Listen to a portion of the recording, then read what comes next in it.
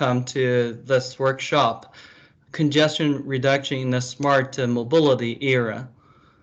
This is sponsored by the National Institute for Congestion Reduction, or NICR. And this particular event is organized by our NICR Student Council. My name is Xiaobo Qu, and I'm an associate professor of civil and environmental engineering at the University of South Florida, or USF. I'm also affiliated with the Center for Urban Transportation Research, or CADR. And I serve as a director of NICR. It's my honor to host this workshop. So first, for those who don't know, NICR is a U.S. National University Transportation Center enacted by the U.S. FAST Act. And we include 4 member universities: USF, University of California, Berkeley, Texas A&M University, including TTI, the University of Puerto Rico at Mayagüez. We actually conduct various research, education, and tech transfer activities on various topics for congestion reduction. Today's workshop includes a presentation session followed by a panel discussion. We're honored to have very renowned speakers from the world. Due to family emergency, one speaker could not make today's meeting. So we would have a relatively flexible time frame. And we do look forward to the great talks from several renowned speakers in both the US and Europe. And we will have plenty of questions and answer and also panel discussion time. So we would ask the audience to mute yourself during the presentation time, but feel free to unmute and raise questions during other times. Since this is an online meeting, so we didn't set some dedicated intermission periods, but please feel free to take a break whenever you want and then come back to the session. We are recording this workshop, if you don't mind. First, we would like to have our colleague, Dr. Fred Mannery, to give us some opening remarks. He's a professor of civil and environmental engineering at USF and the interim executive director of the Center for Urban Transportation Research, or CADR. He's very well known for his research on statistics and econometric methods and applications in transportation. Personally, I would like to note that he's my mentor at USF and have supported me over a lot of various occasions, ranging from daily work through some critical decisions. So, Dr. Mannery, please. Okay, thank you. And I want to first apologize for my background. It's actually a live background. I was going to start off with a guitar solo, but I didn't get the standard NICR background, but I'll work on that for next time. So I wanted to just start off with sort of a few elements, and I'm sure you've all thought about them, but I want to underline them. Is when we think, smart mobility has the potential to significantly reduce congestion and also improve safety, which is my area of expertise. But there are a couple elements that we always have to keep in mind as we start entering this sort of era of smart mobility and how it can affect congestion. Perhaps most importantly is the equity. And I know a lot of people have thought about equity, but this is something, when we think of the people that are most likely to benefit from smart mobility, it's probably the wealthiest people. So there's going to be a continual equity related issues that we have to think about with all of the elements of smart mobility. The second one, and this is potentially important and maybe a more difficult challenge, is the way people behave is changing in very fundamental ways. And we notice this in a lot of my safety related data. Because of advanced safety features in cars, driving behavior is changing in a fundamental way. when we look at how this would affect congestion and the adoption of smart mobility, this has sort of profound implications. First of all, we're introducing all of these new transportation alternatives. So we have the natural problem of how people react to new products, but we also find that the way that they behave and respond to those products evolves very quickly over time. And one good example is the COVID pandemic. Now, a lot of people have focused on, what happens with congestion, smart mobility during the COVID pandemic. But perhaps the more interesting question is, how has the COVID pandemic fundamentally changed human behavior? And in the years to come, this will affect how smart mobility is adopted and how congestion is affected. So when we think about this, and there's sort of historical elements of this, people that, for example, were traumatized by the Great Depression, back in the 1930s, have their risk profiles were fundamentally changed for their entire lifetimes. So we have to think about, what COVID-19, I don't think it's going to be quite as profound as the Great Depression, which was, a worldwide phenomenon, but we have to think about how COVID-19 might affect adoption rates of smart mobility, how people respond to congestion, the car following baby, a lot of fundamental things, could potentially change because of this. And it looks like we do have some excellent speakers lined up today. I've known two of them very long time. Professor Daganzo and I go way back. We worked on transportation research Part B for many, many years. And I even remember him when I was a graduate student at MIT. Yeah, he was there. We had, many great discussions.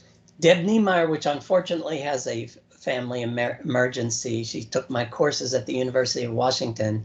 So I had a whole set of remarks prepared for her, but since she's not going to be here, hopefully we can get her in another forthcoming talk here.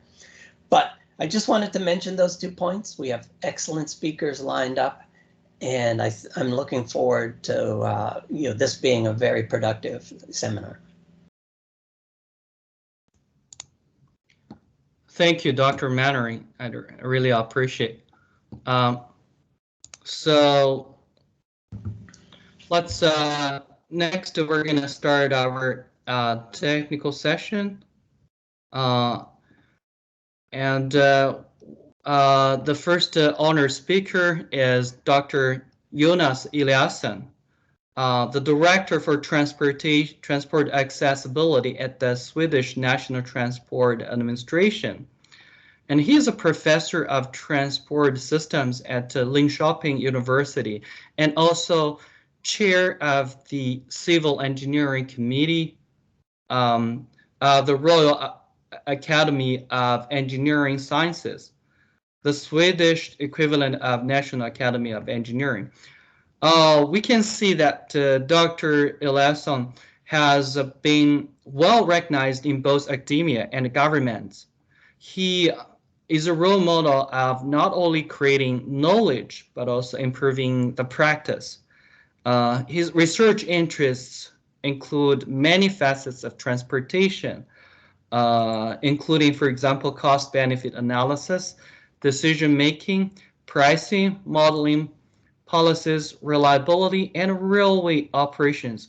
He has led or served in important roles for congestion pricing systems of Stockholm and Gothenburg, the 2 largest and very beautiful cities in Sweden.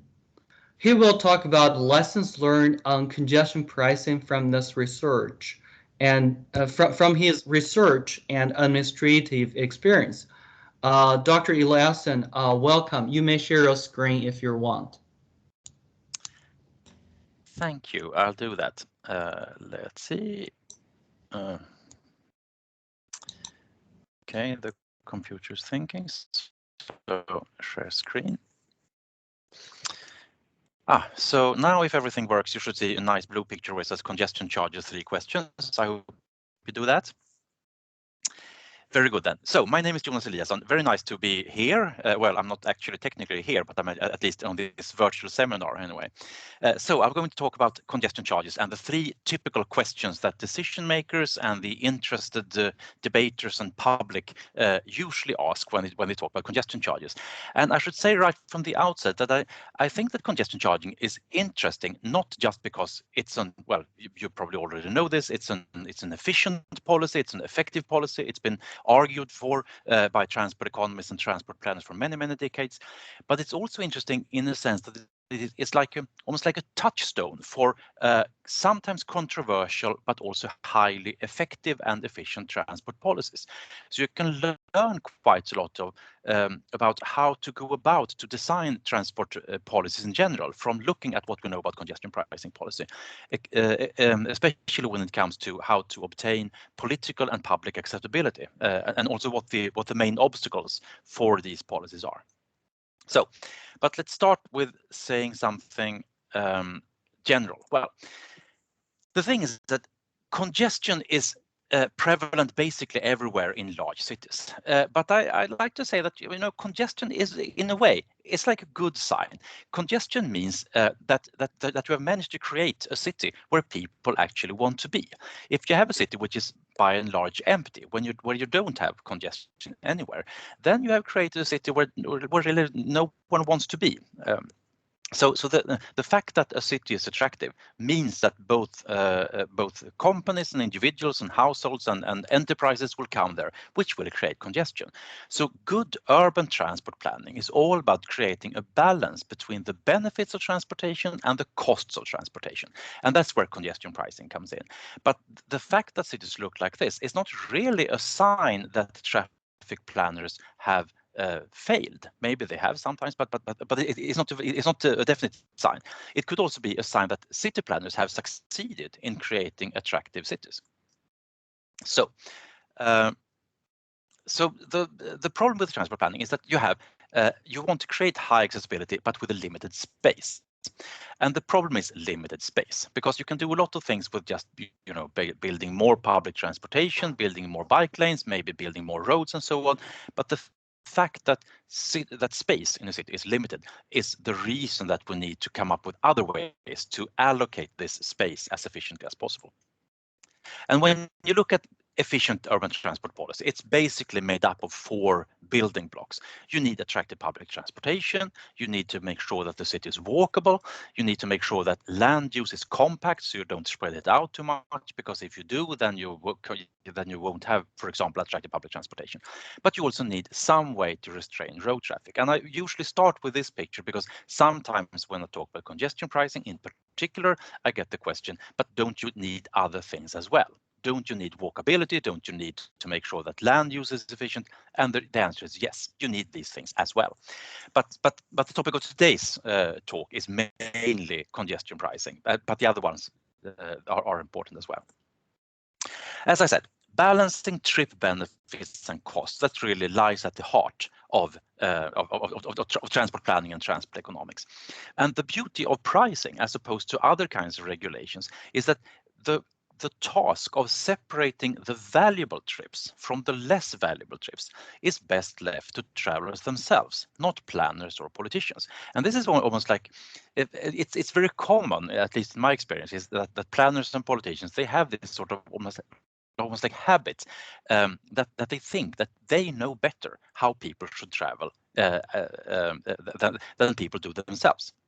So this kind of inherent paternalism, at least in European planning, maybe also in US planning, that's sort of almost like the dark side of planning, I sometimes say.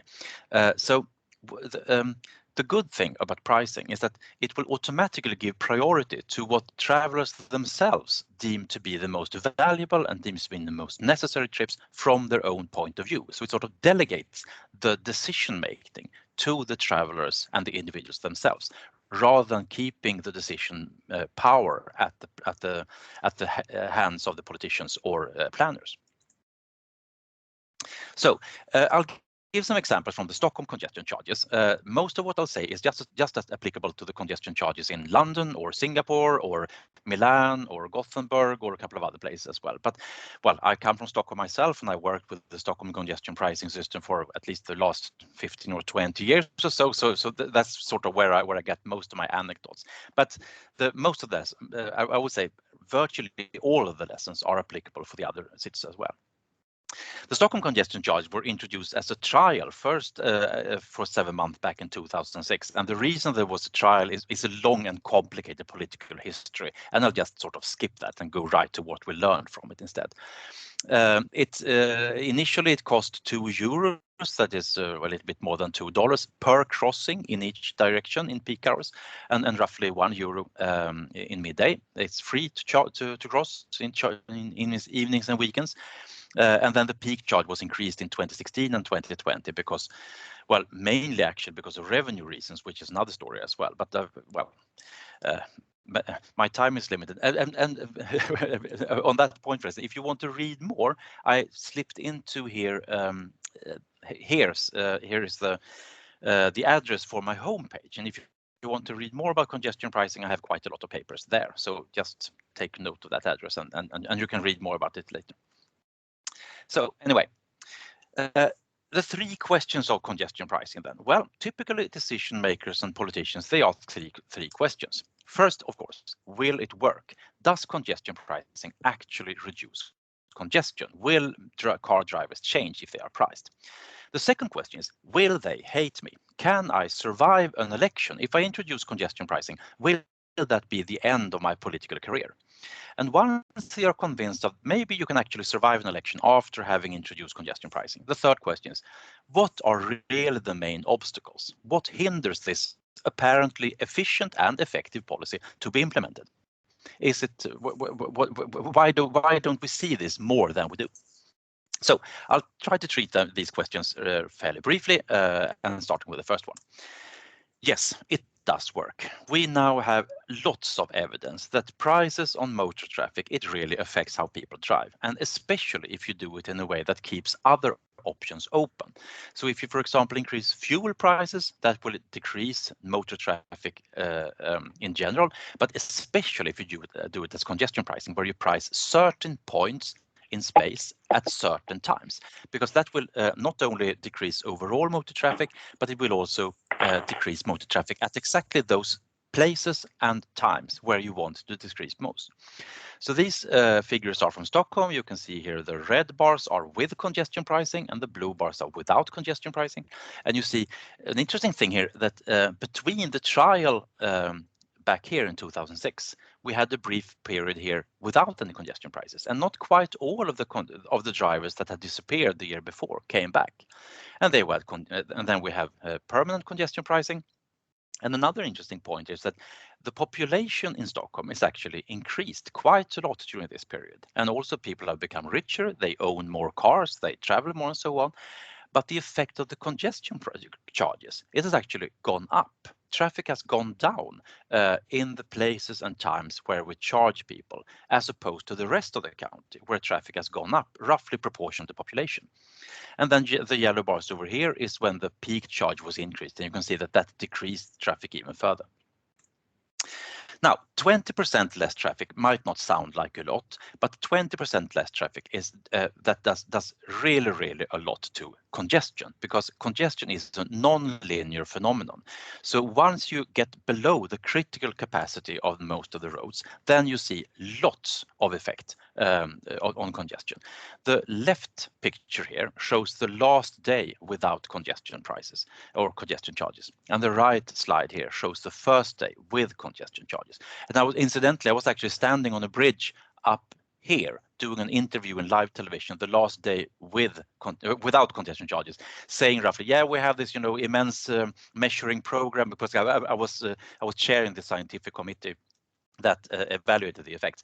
So I was standing there and saying, yeah, we'll have this large scientific program, we will measure everything, and maybe in 3 or 4 months or so, we'll be able to present the effects and see if anything really happened.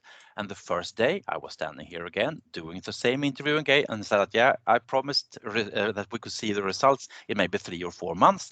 But I think it's safe to say that we can actually see that something must have happened down here. And that changed the debate in Stockholm, because as in most cities, quite a lot of people said that this wouldn't work. Car drivers wouldn't be able to change their driving patterns because they had to drive, basically. And after seeing these effects, that debate changed and never became the same again. Okay, so that was just a picture, but of course we have figures as well. A 20% drop in traffic meant between 30 and 50% less time spent in queues, and perhaps even more crucially, much less variability of travel times. So travel times became much more predictable. Now, congestion charges, they only work if they are well designed. So if you plan to do congestion pricing in your particular town, you should use a really good transport model, and you should trust the transport model much more than your own gut feeling. There are examples where people have tried to introduce various kinds of pricing and have failed just because pricing is a really sharp tool. It's like a razor in the hands of a surgeon. You really need to know what you're doing. And transport models are actually a much better way to design things than using just your gut feeling. So does it work? Yes, it does. It actually does. If they are designed carefully. We have lots of evidence about this, not just from congestion pricing, but also other kinds of pricing experiments. Second question then, will they hate me? If you are a mayor or a politician, or for that matter, a civil servant or something, will you be able to survive the election cycle? Well, it depends. The hard part here, or one of the hard parts actually, is getting public acceptability.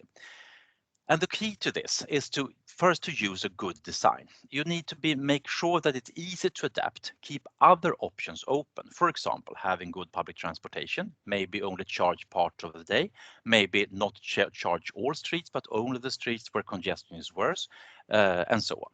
You need to make sure that you actually create large benefits in terms of travel time savings. And you also need to make sure that the system doesn't cost too much, because it can be rather expensive to implement a congestion pricing system. You also need the procedure to be perceived as honest, because there is a very high correlation between support for congestion pricing and if people, well, put bluntly, trust the government or not. Because if they don't, then you can have the best engineers of the world and you can have the nicest politicians in the world. If people don't trust you, it doesn't help. So this is also tied to the actual decision process and the way you do public consultation, and also how you use the revenues. And lastly, and perhaps most importantly, you need to explain why pricing can be seen as a fair mechanism. Why is it fair to price something? Well, it's because essentially you pay for the damage that you do to other travelers. If you create congestion, or for that matter, if you create pollution, then you're essentially paying for the damage that you're doing to others. And it's again, it's all about balancing costs and benefits of travel.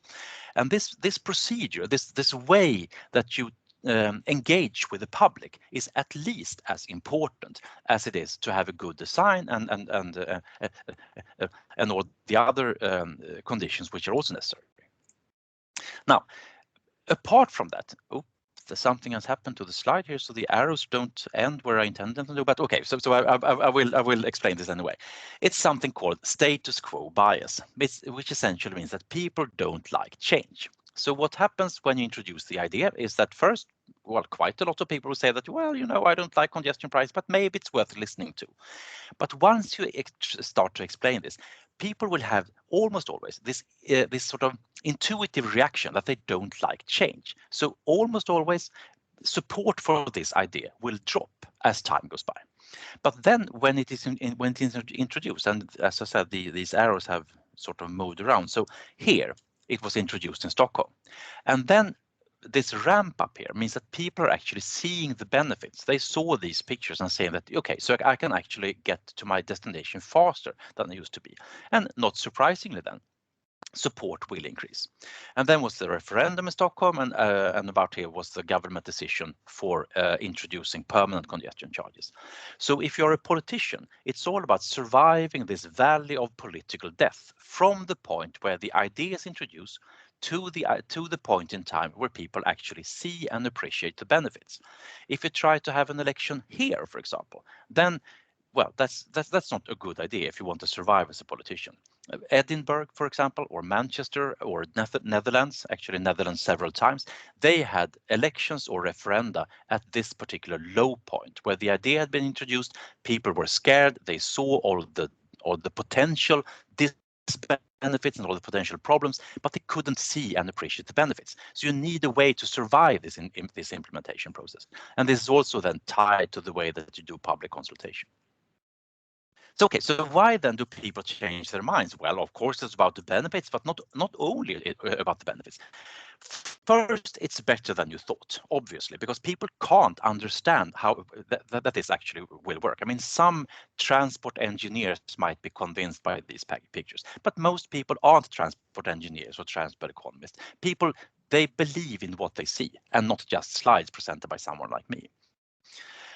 And second, also, it's not as bad as you thought, because people will tend to overestimate how hard it will be to adapt to congestion pricing. Many people say that, okay, so in principle, it will work and maybe it's nice, but well, you know, it will be so extremely hard for me to adapt. And once congestion pricing is there, they suddenly realize that, oh, yeah, I mean, you know, 1 or 2 euros per day, maybe 3 euros per day, that's not really a lot of money. So either I pay and just go on traveling as before, or I make maybe some subtle change in my travel pattern. Maybe I will, you know, instead of go shopping in the inner city 3 times a week, I can go on average 2.5 times per week. And I will show you a slide about that as well.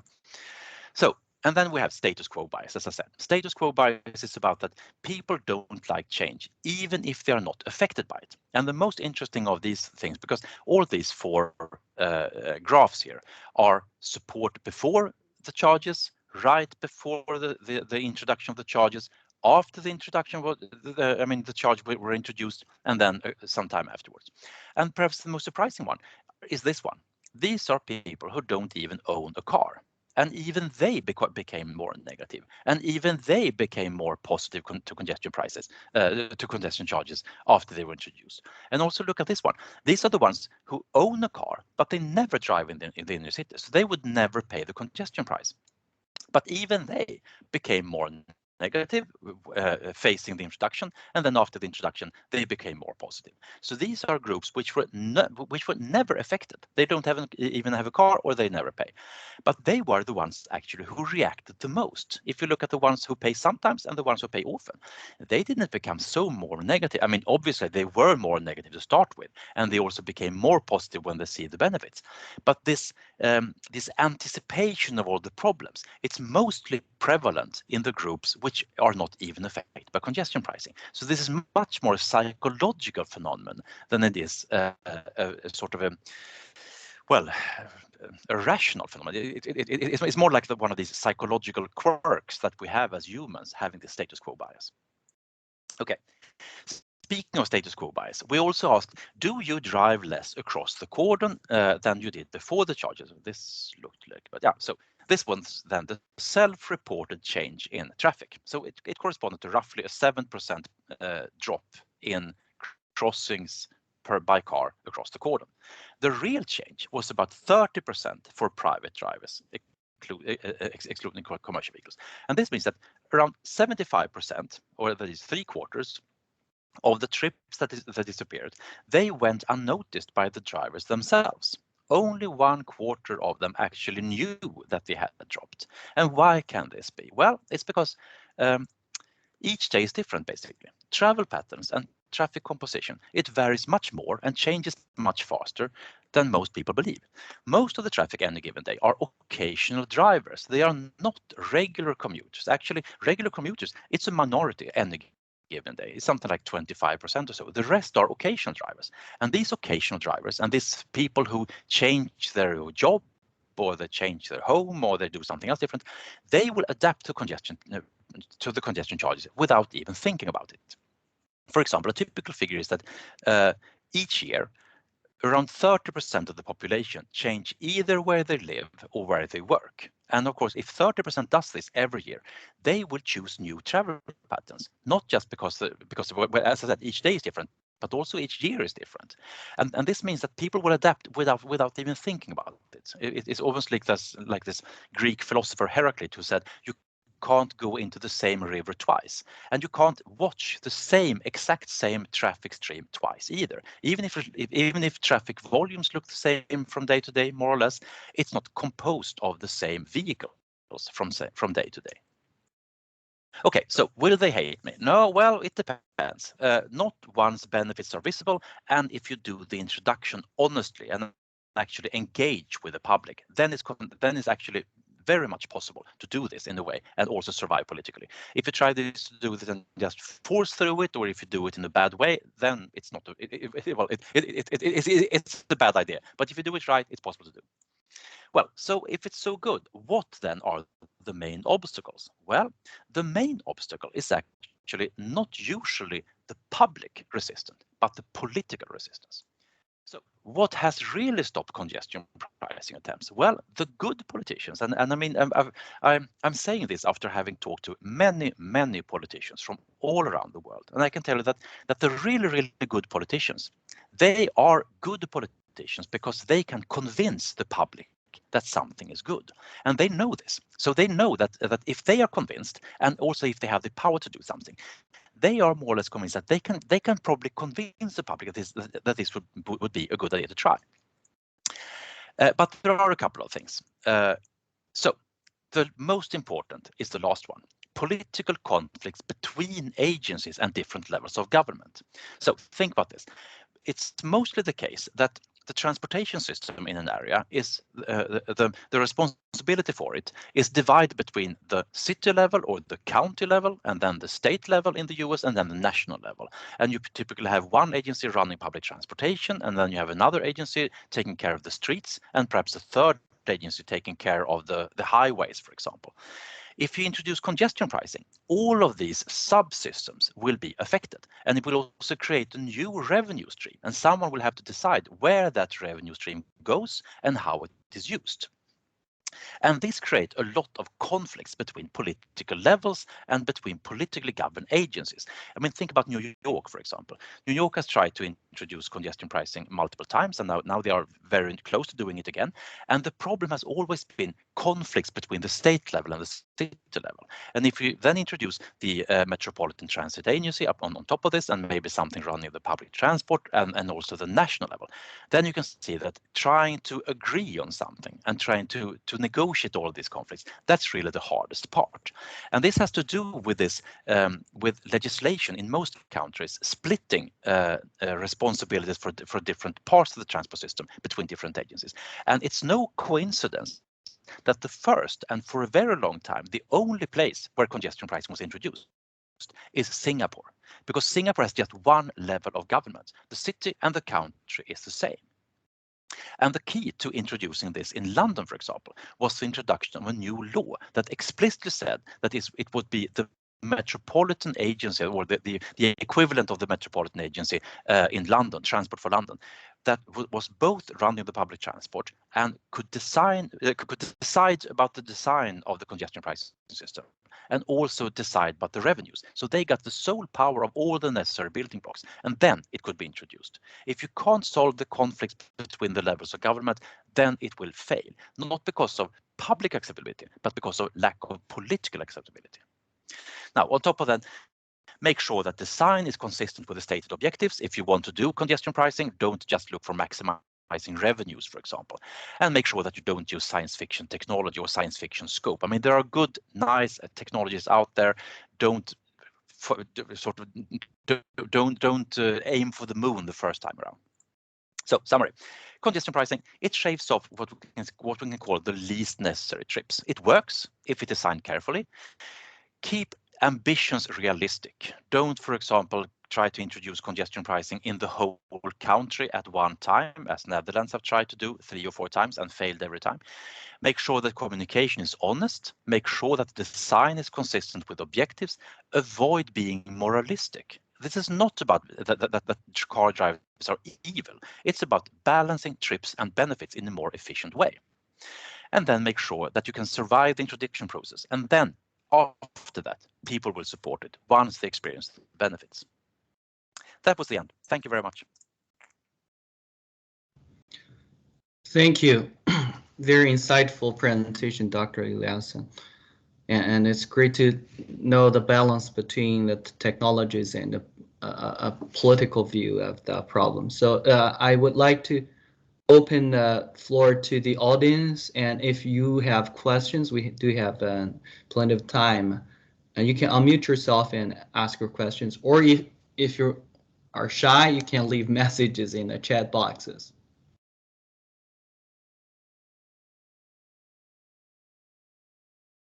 Hi, Dr. Eliasson. I have a question. That means I'm not shy. I admit myself. Hi, Carlos.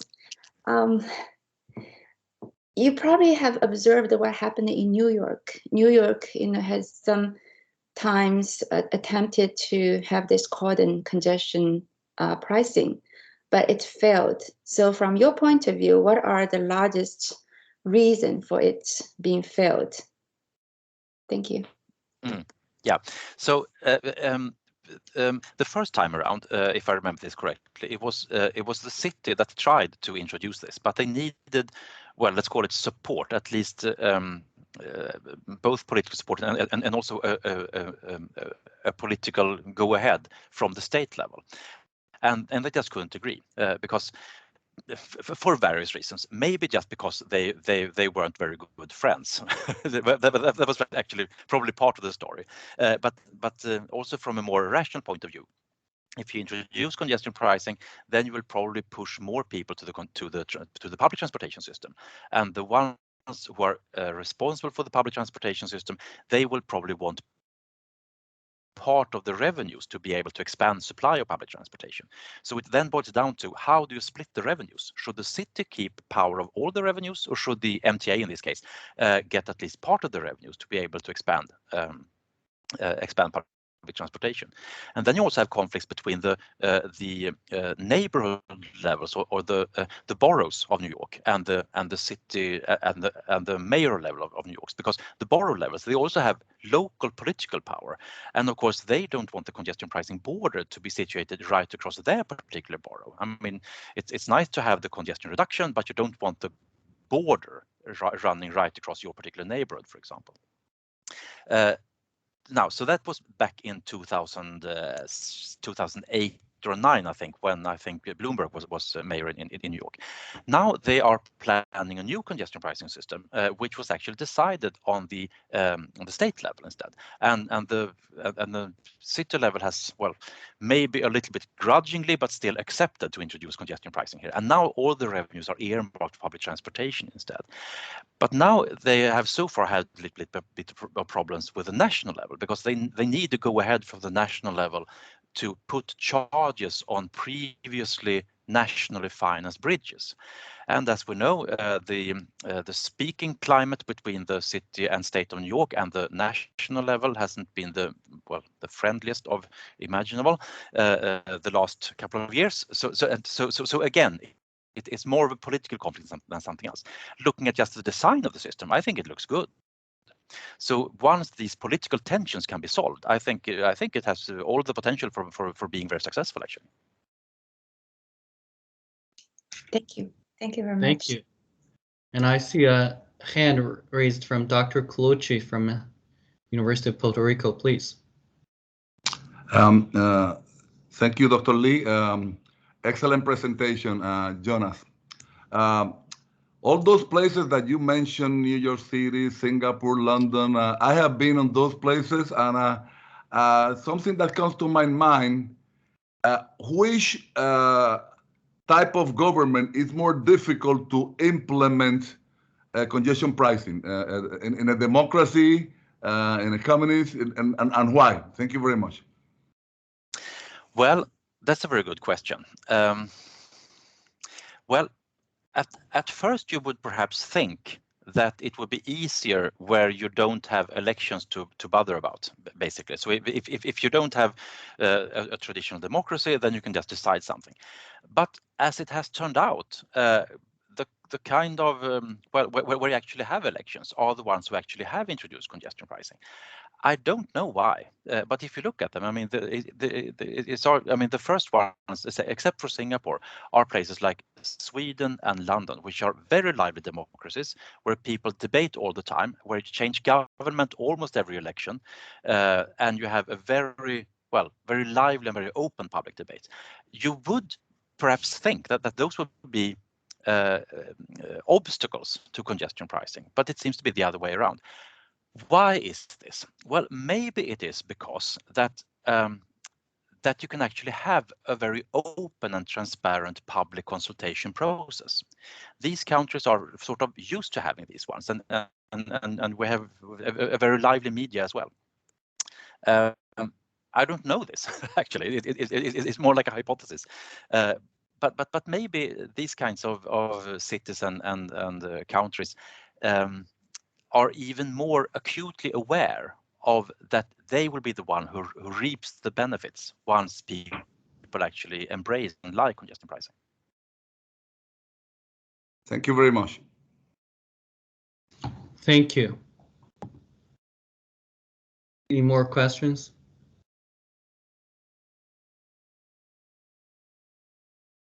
Sure. Dr. John, you have a follow-up question? Yeah, I do have follow-up questions. So you showed the U curve, right? It shows at the beginning, and then people kind of, dislike the idea of having that. And you grouped the people according to their vehicle ownership. And the first curve is the people with no vehicles, but they kind of, against the congestion pricing the most. So I was thinking when I was looking at the curve, one possibility is that given that they have no vehicles, they probably rely on the friends with the vehicles. So maybe there's some social connection consideration. Another thing is maybe they think, given the congestion pricing, there'll be a mode shift from driving to the public transit, and they are using public transit, so it may hurt their benefits of using the public transit. So I was just thinking maybe those are the reasons for them to against the congestion pricing. That's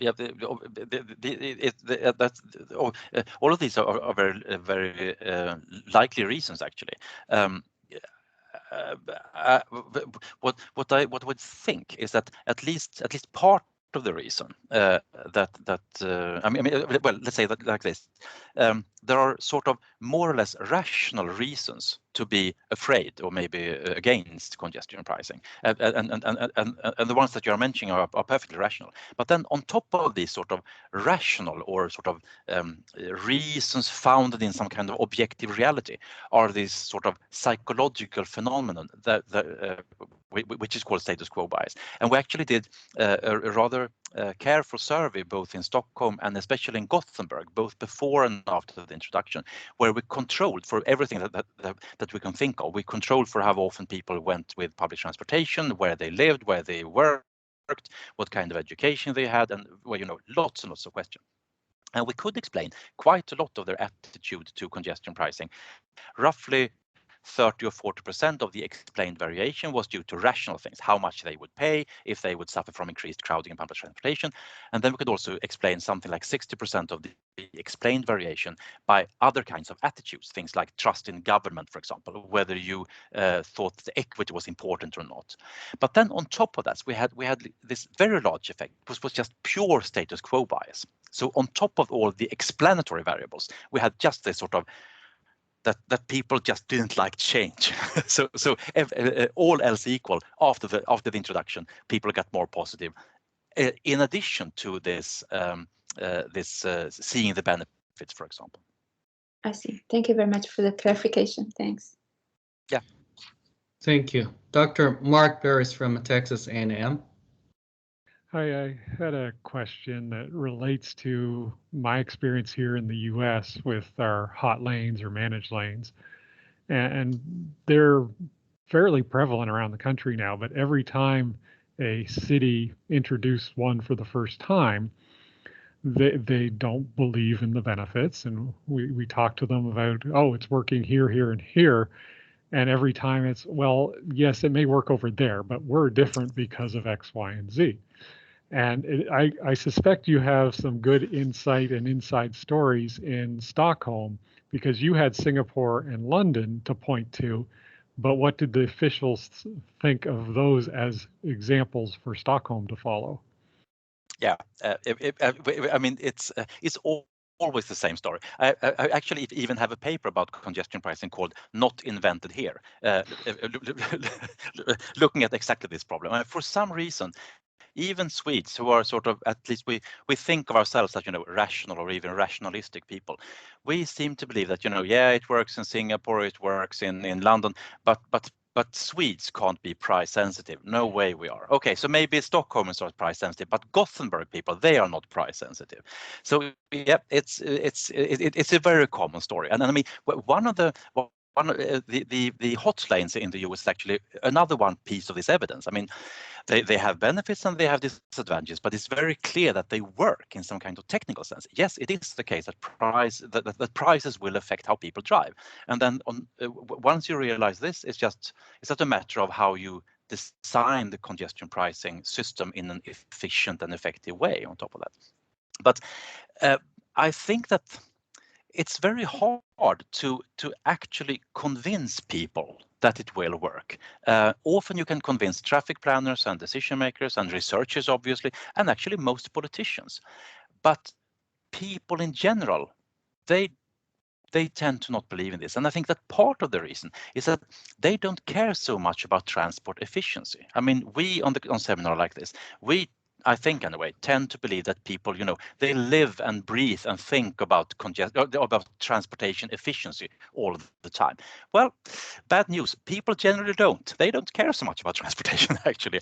They care about other things. They care about, for example, environment, which means that once you tie congestion pricing to environmental benefits, then many more people will tend to start to care about this. So tie this sort of emphasizing the environmental benefits of congestion pricing, which are that, I mean, they are not extremely large, but they are not negligible either. Many more people will actually care about them than they will care about the cost-benefit analysis ratio being positive, which I personally think is a very convincing argument, but most people are not like me. Yep, good points. Thank you. By the way, Dr. Burrison is actually also a part of NICR that represents congestion pricing, and a very significant part of our UTC. Yes, I've read your Hotlines paper, by the way. So yes, I've read a lot of yours as well. Yeah, great. Any more questions? Yeah, I actually have one. So, you know, it sounds like pricing, you know, charging something on someone is a little bit difficult to accept at the beginning, but there are some studies recently proposing like credits or like rebate or refunding mechanisms in conjunction with pricing. So you see during the pandemic, actually, US governments gave out checks to people, and some people like it very much. So I just wonder, you know, how do you see the feasibility and benefits of, you know, having certain credit or rewarding system in addition to pricing? Yeah, exactly. So, I mean, in principle, it's a good idea. The hard part is when you try to do it in reality, you have to decide what the sort of the population of car drivers really are. I mean, should you hand out the credits to everyone living in Sweden or everyone living in Stockholm or just living in the core part of Stockholm or something else? So that's a hard part, because if you give people a lot of, I mean, the idea of credit is that people should then trade these credits between each other. So it will sort of create almost like a pseudo currency of congestion credits, essentially. But as I said, the hard part is deciding how many credits and to how large part of the population. Because if you flood the population with congestion credits, then you won't. I mean, the value of this pseudo currency will be essentially zero. So you need to have the right amount of credits, and if it's split by the number of people in Sweden, it will be almost negligible. But having some kind of credit is probably easier when you look at, for example, crowding in public transportation, because public transport, they already have some kind of ticketing system, some kind of fare, and then you can have sort of crowd or as some kind of avoid crowded hour credit system where you give discounts on the fare if you travel in non-crowded hours, for example. But it's much harder to do it when you have a system when streets are free to begin with. Sure, thank you. And I see a student from USF, Tom Shi, raised her hand. Hi, Professor. This is Tom,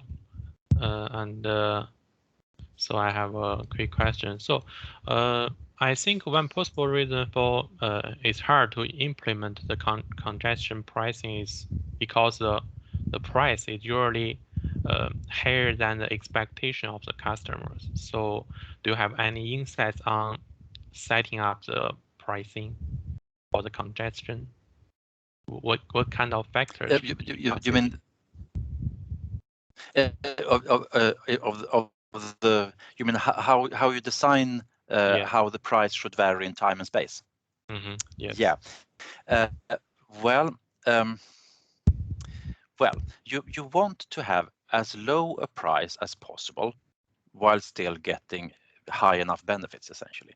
And there's no clear-cut solution for that. It really depends on two things. One, what kind of traffic is there to begin with? I mean, if you look at London, for example, they already from the beginning, even before the congestion pricing in London, they had a very high share of commercial vehicles, high-income people, and also other kinds of professional traffic. And these are all, comparatively price-insensitive groups of travelers. And that meant that they had to have a rather high congestion charge to begin with to get the effect that they wanted. Whereas in Stockholm, for example, a large majority were people who were, occasional drivers who came there to shop or just visit friends or do some leisure activity or something. And we also have a very good public transportation system, which meant that a relatively low price, I mean, something like $1 per crossing, which is really not a lot of money, was enough to convince quite a lot of people to actually do something else than to drive. So it has to do with the price sensitivity of people or of drivers, which in turn depends on the availability of alternatives and other things like income, for example. I think it's important to make sure that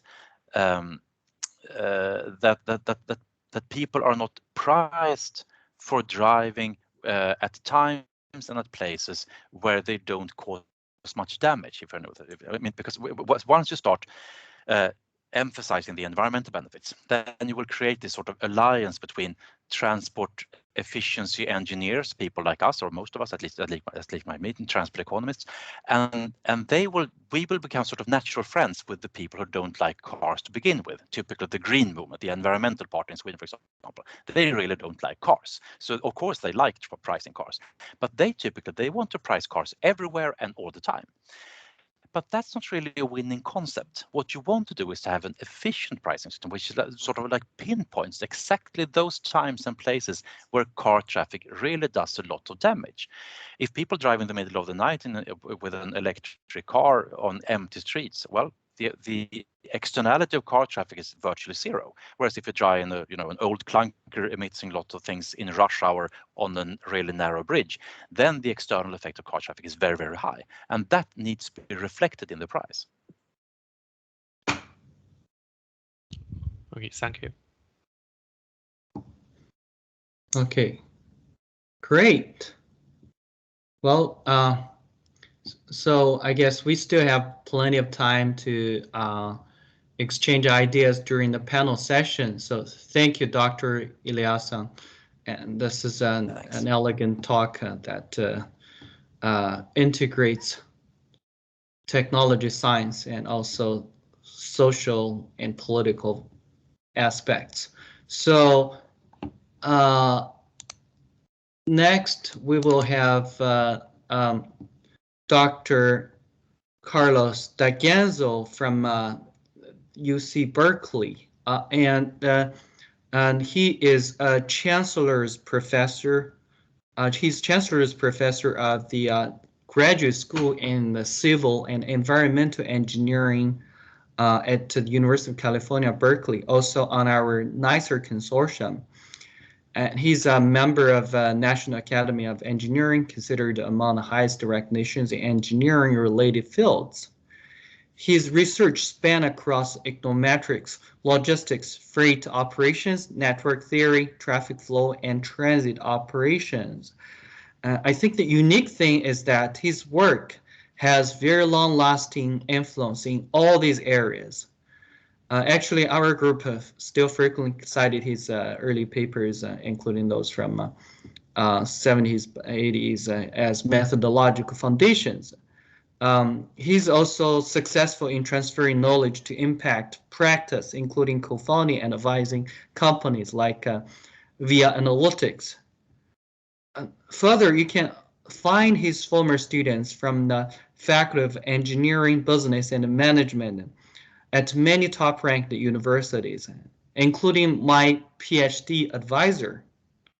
In this talk, he will show us his wisdom on new and scalable solutions to congestion for large cities.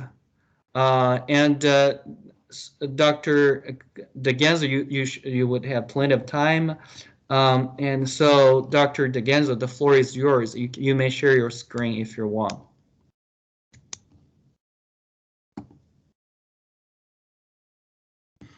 Yes, we see your screen. And you can unmute yourself, Dr. Daganzo. Let's say you're on mute. There I can. I guess you can click. Can you hear me now? Yes, I do. Okay, very That's good. great. I cannot see you, but I hope you can see my screen. I'm not very familiar with this video platform, but Yep. if you can see me okay, then I can start. Yes, we can see your screen as well as your camera very clear, and your voice is great. Great, thank you very much. Thank you very much for inviting me to give this talk.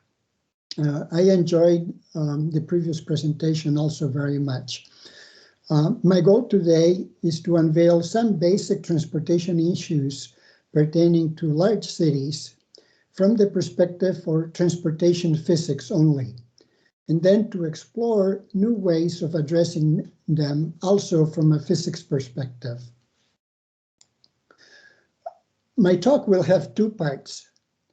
First, understanding, I think I had my pointers unsynchronized. Okay, it will have two parts. First, understanding the key issue behind city size. I will show in this part why cities do not scale well in size. I will also show why this inevitably leads to congestion. Then, in the second part, I will propose three specific transportation things we can do about it. The first of these consists in reorganizing the resources a city already controls, such as its buses and subways, in new ways. The second, in expanding these resources without spending money. And the third, in improving the existing technologies by thinking outside the box. Of course, there are other actions, and I'll mention these briefly in the conclusion. So let me now start with the first idea. My premise in this part of the talk is that big cities are always congested because of a scaling issue. That the transportation supply scales up in size more slowly than the demand. To understand why, I will apply a simple physics idea called scaling analysis to different kinds of cities. I will examine first the morning commute in an idealized monocentric city, such as the one in the picture. Note how all the trips start within the city boundary and go into a concentrated central business district, or CBD, that contains the destinations. So consider now cities with CBDs of different sizes as in this picture. It stands to reason that if the density of office space stays constant, then the number of trips demanded should be proportional to the area of the CBD. In other words, that if the linear dimension of the CBD doubles, as in the picture, then the demand should quadruple.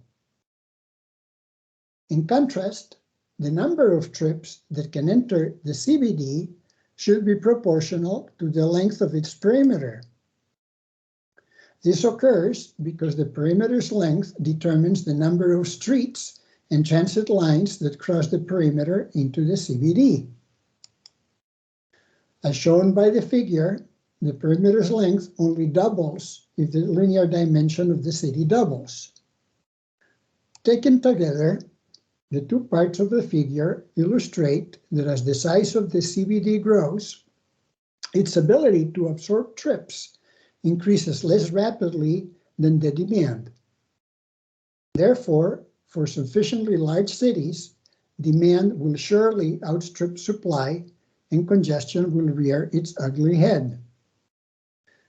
The conundrum is made worse by the fact that larger CBDs also usually have taller buildings and therefore more demand per unit area. I have run some numbers for cities such as Beijing, Boston, or Madrid, which have similar population densities.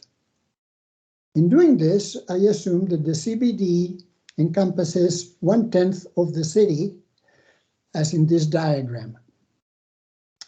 I found that if a city of this idealized type does not have a subway, then awful congestion rears its ugly head once the city's diameter reaches about 7 kilometers. As a point of reference, and this may surprise you, this is the size of Lausanne, Switzerland, which, by the way, does have a small rail system. Fortunately, if the city has an extensive subway network, things improve markedly, although there is still a limit. In this case, awful congestion arises when the diameter reaches about 20 kilometers. Now, this is representative of Athens. Now, since Lausanne and Athens are not huge by world standards, you may ask, well, Carlos, you're assuming that the CBD is very concentrated in 1/10 of the city. Aren't real destinations more spread out? And wouldn't this make things better? Well, of course, the answer to these questions is yes. To see how the results change, I redid the analysis for cities with uniformly dispersed destinations. This analysis is a little more complicated, so I don't share it with you. I found that for a city without a subway, the limit in diameter is now about 25 kilometers instead of 7. This is about the size of Madrid. And for a city with an extensive subway network, I mean, this is a subway network that goes from everywhere to everywhere and extremely frequent and well-designed, the limit is now about 75 kilometers. This larger number may come as a relief, since it's slightly larger than the diameter of the world's largest cities. But remember, the number is based on an unrealistically favorable demand distribution and an extensively developed subway. Since these assumptions are violated by all megacities in the world, congestion is the result for large cities. And this is the curse of bigness. Now, there are some key points to remember from all this. All the results I presented assume that trip length increases with city size. This is true for work trips. Commutes are longer in larger cities. But the assumption and the results do not apply for non-work trips during the off-peak, such as trips to the supermarket or to the doctor. Two consequences arise from this distinction. First, that the results do not apply to the off-peak. This is why even in large cities, the off-peak is much less congested. And second, that in megacities, the the peak and off-peak travel needs are hugely different. These consequences suggest some remedies for megacities. First, we should reorganize a megacity's resources, such as buses and subways, in very, very different ways for the peak and for the off-peak. This is not necessary for medium-sized cities. Second, we should repurpose intelligently other existing resources, such as transportation network companies, so they will do for the city what the city needs most. Third, we should look for technological solutions that will expand capacity. And of course, we should look for demand-side solutions too. I will now give examples of the first three bullet points, which are my expertise and where I want to focus my talk, because they are based on my research. Then I will conclude with a brief mention of some demand-side ideas. So let us look at reorganization.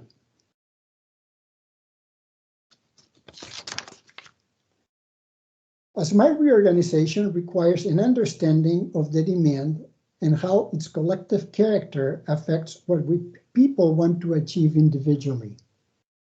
As I have mentioned, these features are different during the peak and the off-peak, especially for large cities.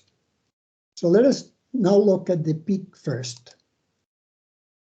During the peak, most people travel to their jobs. Therefore, there is no destination choice, at least for these trips. If many jobs are concentrated in CBDs, many trips will be long, of lengths comparable with the city radius.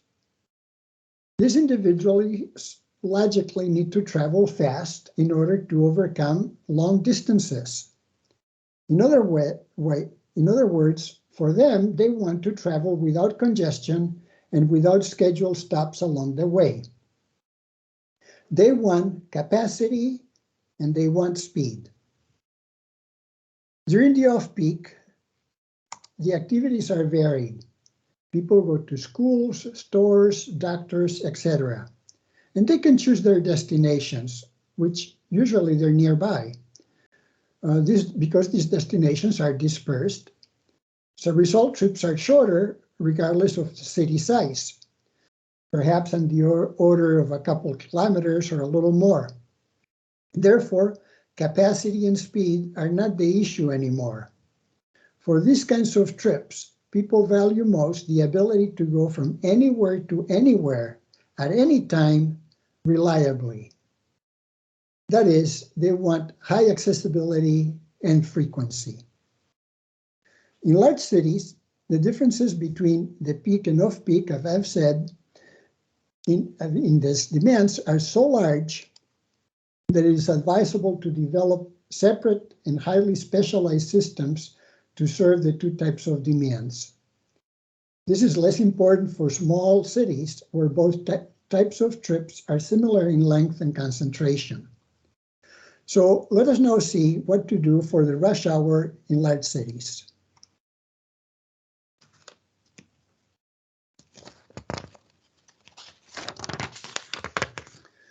The desirable features of a system for the peak are high capacity, focused on taking many people into CBDs, overcoming distances quickly with few stops.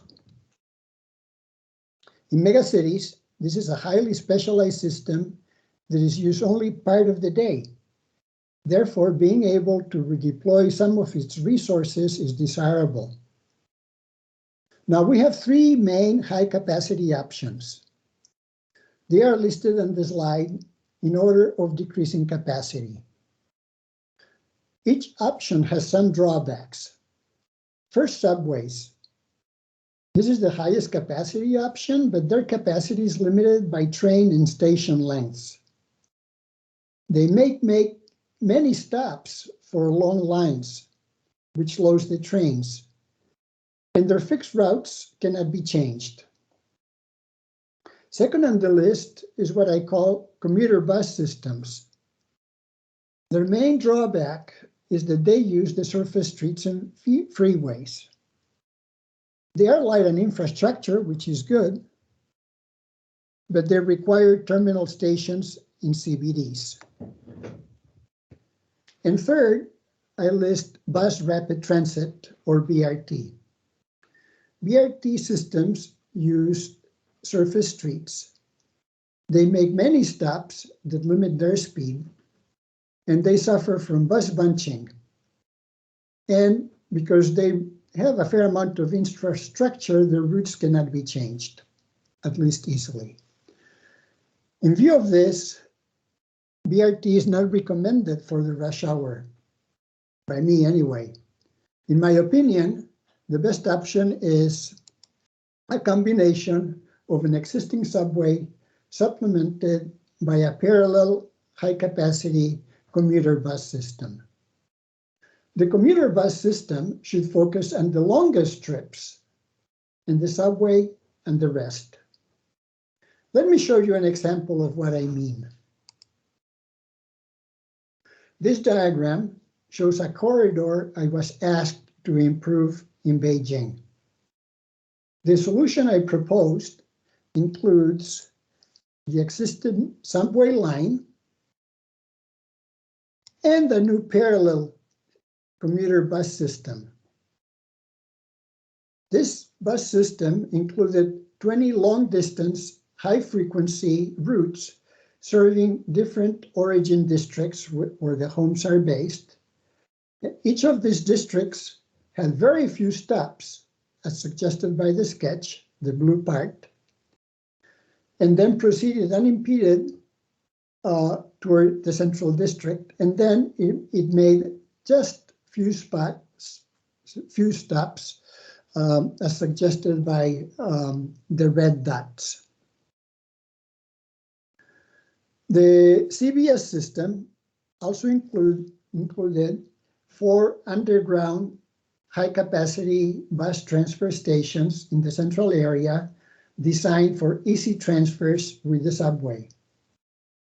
This CBS system could carry up to 30,000 passengers per hour, almost as many as the subway, and faster. I hope it is implemented one day. Now, let us consider the off-peak, which has its own problems. Since trips in the off-peak are short, transit stations should be spaced more closely. Therefore, subways may not be the best option. And since capacity and speed are non-issues, bus modes are the answer. But these buses should be reliable, frequent, and grow everywhere. To achieve this in cities of medium size, not in megacities, a grid can work.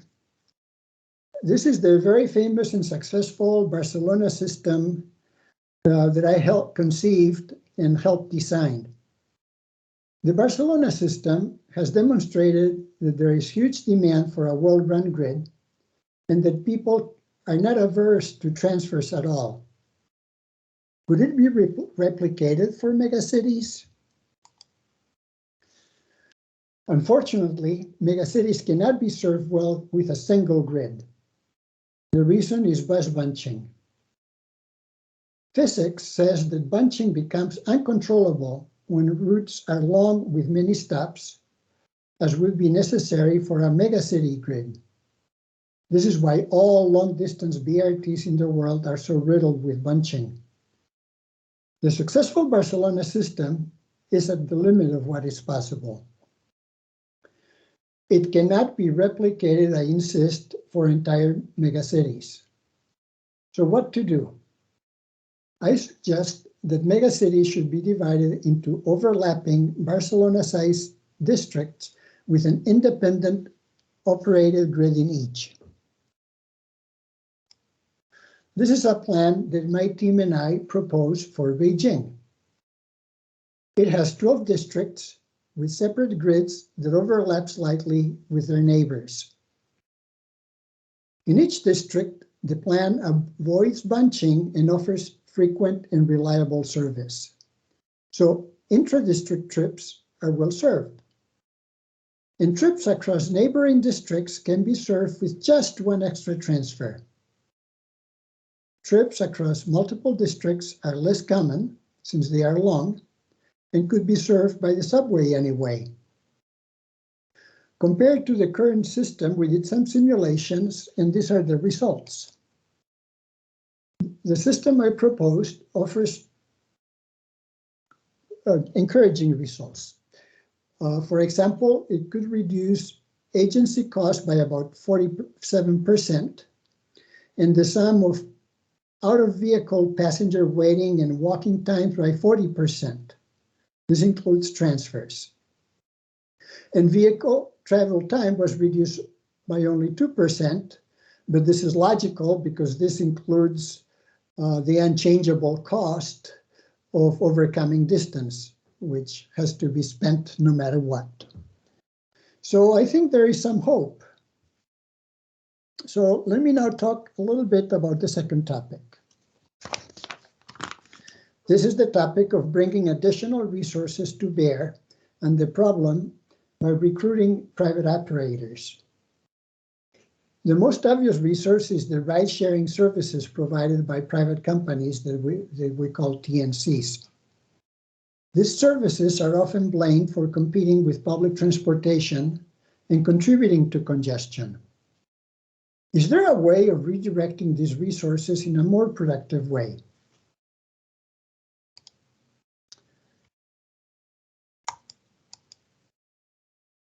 The first step in answering these questions is to understand how the ride-sharing services provided by these tech companies compare with other existing services such as solo ride, taxi, and mass transit. This will suggest to us what to do. I will do this simple analysis for all types of cities so we can see what to do in all cases. A physics tool called dimensional analysis will allow me to reduce the question to its essence. It allows us to classify cities using a single index that we call bigness. This number encapsulates important things such as the city's area, its population, and its transportation demand level. Dimensional analysis also allows us to evaluate any transportation technology in terms of only two performance indicators.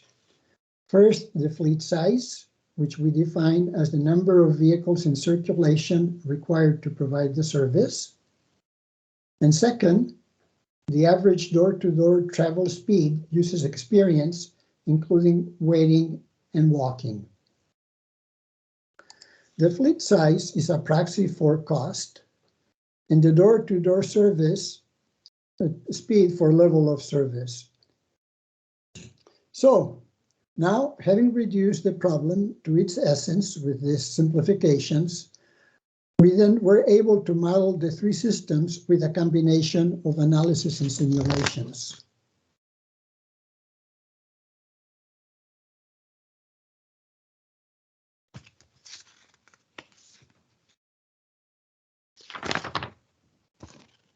This chart shows how conventional taxi and mass transit serve in a different way a city of small bigness. Each curve shows the level of service that can be achieved for a given cost by the mode in question when used alone. Three things should be noted from the pattern. First, that the grid solar ride taxi curve is quite high, signifying that taxi can provide a higher level of service. Second, that the dotted part of the blue transit curve should never be provided. And third, that there's a vertical gap between the solid lines. This gap means that with our two modes, citizens of small cities can only receive either very low level of service with transit or very high with taxi. The intermediate levels spanned by the green arrow cannot be delivered.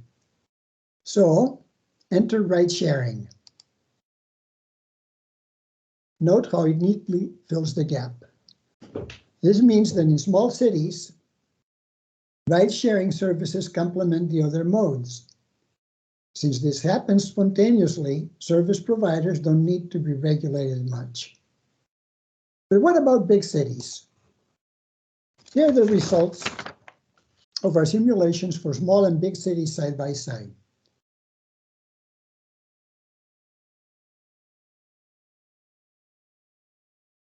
Note from the picture on the right, excuse me, I had a technical problem with the slides. Here are the results of the simulations. Yeah, the picture on the right shows how the blue transit curve is now entirely above the other two curves by comparison to the left. So it's a little different.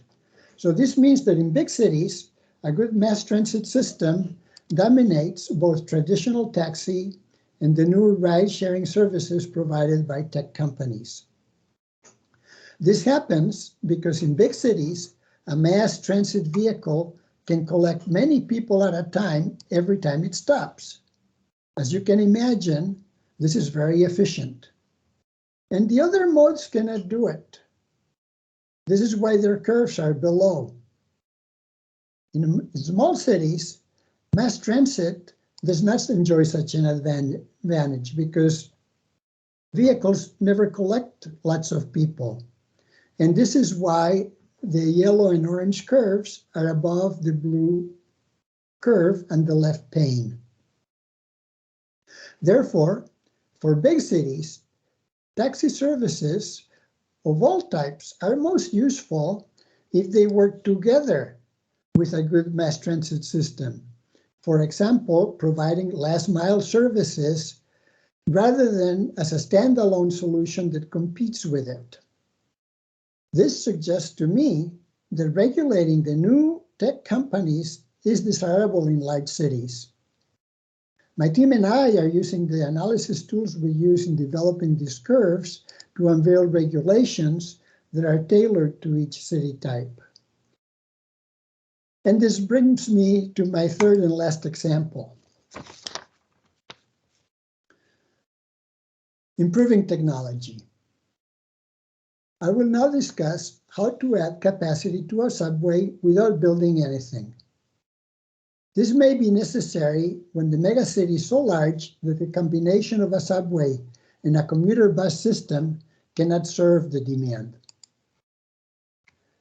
This need for capacity is not theoretical, and the bigger the city, the bigger the need. These are pictures of my hometown of the commute into San Francisco, which is a large metropolitan area in the US. Note how the subway carries more people than the automobile. Note too that there is congestion on both modes. But things for megacities are much, much worse. This is a picture of a Beijing subway line. This single line, of which there are several, delivers almost 3 times as many commuters as all the modes in the example above combined. Oh, and because the demand for this line is even higher, congestion is horrendous. Passengers often have to wait for 6 and 7 trains at some stations during the morning rush because trains arrive already full. This happens even though trains are already as long as the station platforms allow and already scheduled at the minimum safe time separation of 2 minutes. So can something technological be done? I think so.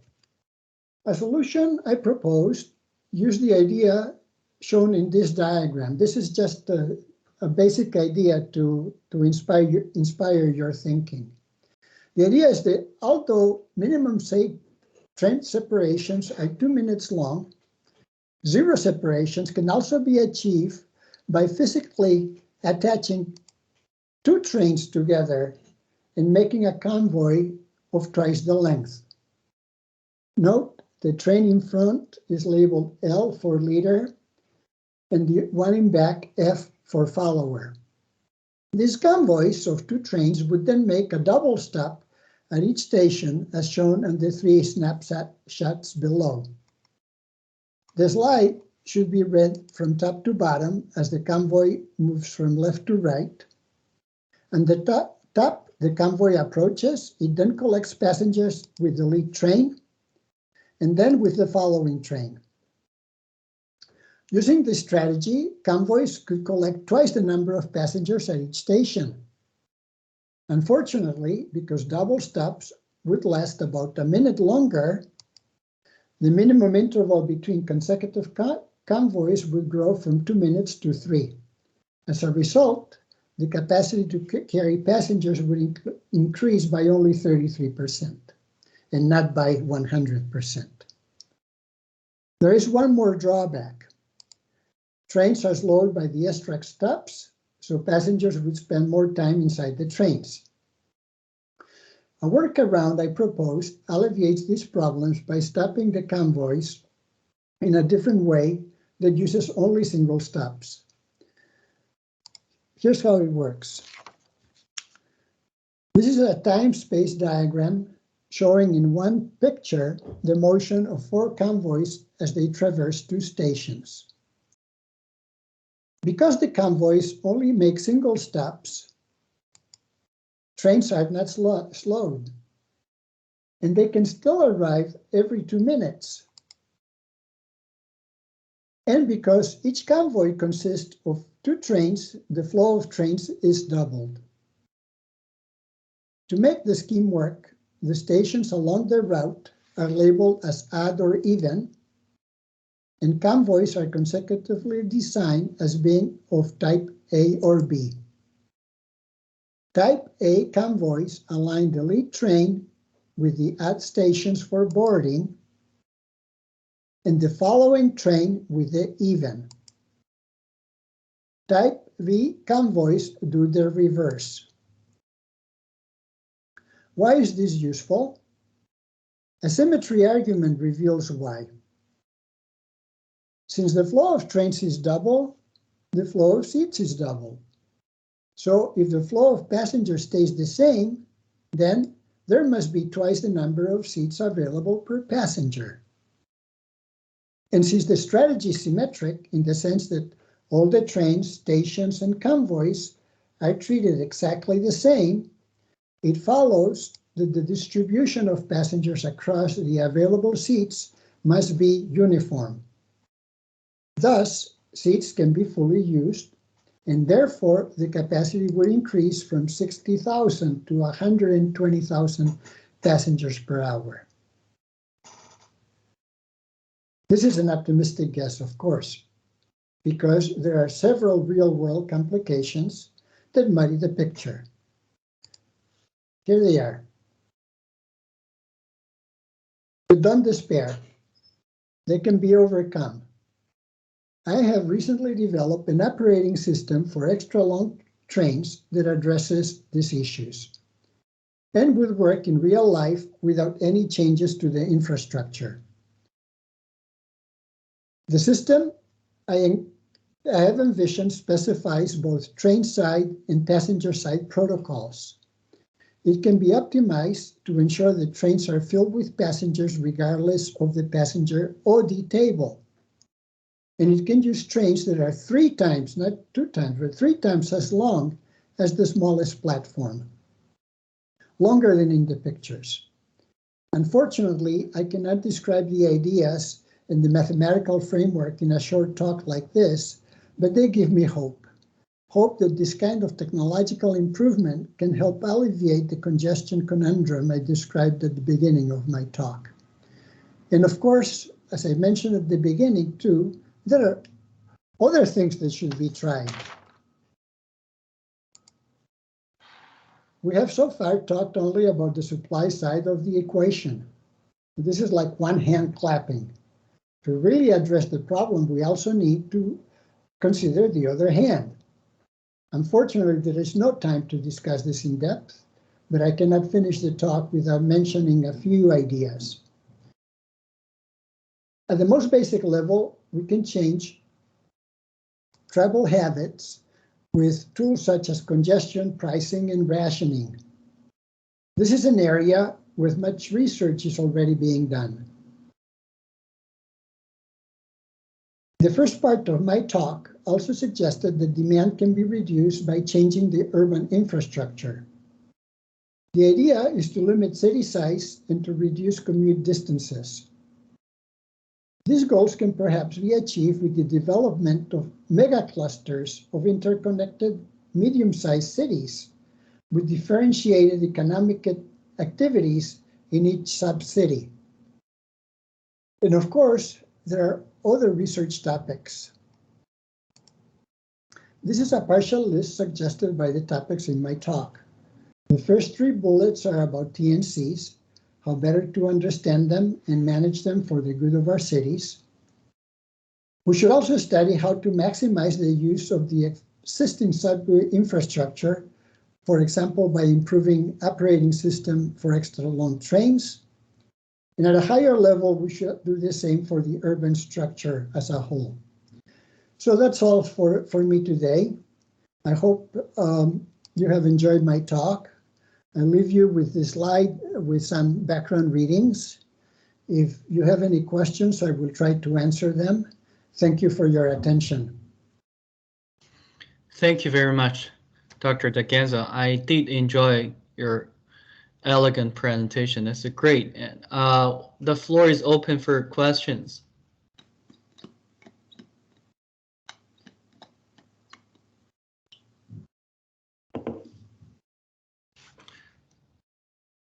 So, okay, Dr. John. Hello, hi, Carlos. Thank you for the presentation. I actually just have one clarification question. So you mentioned about the combination of subway and the commute bus system, and then you suggested that there could have, different districts in Beijing to restrict, have a boundary for those commute bus system. I was wondering if those districts are municipal districts or were determined according to the network of the subways.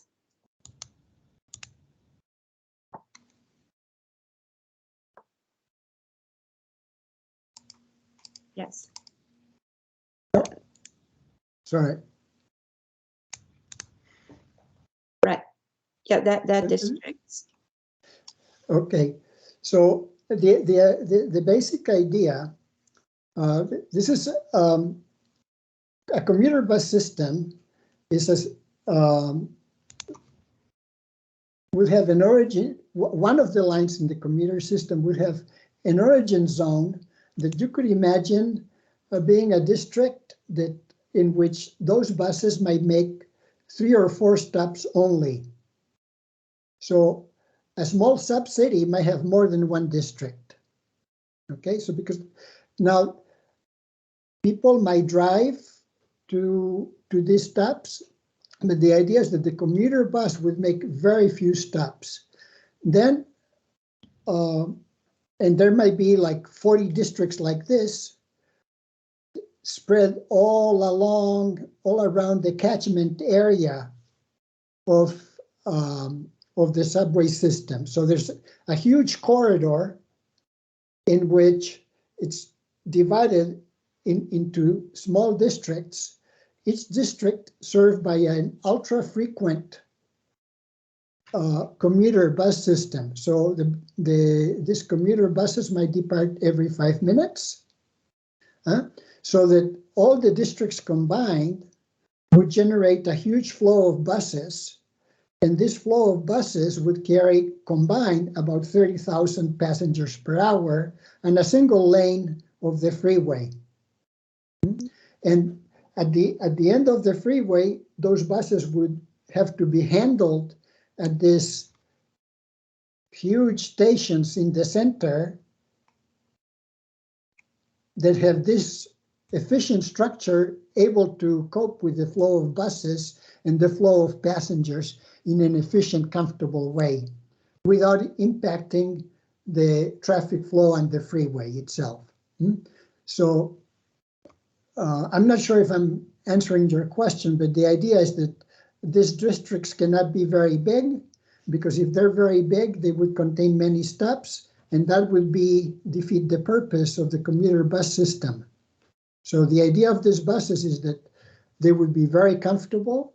People would come in, they would sit in comfortable seats with Wi-Fi, with access to the internet, and travel in comfort to their destinations.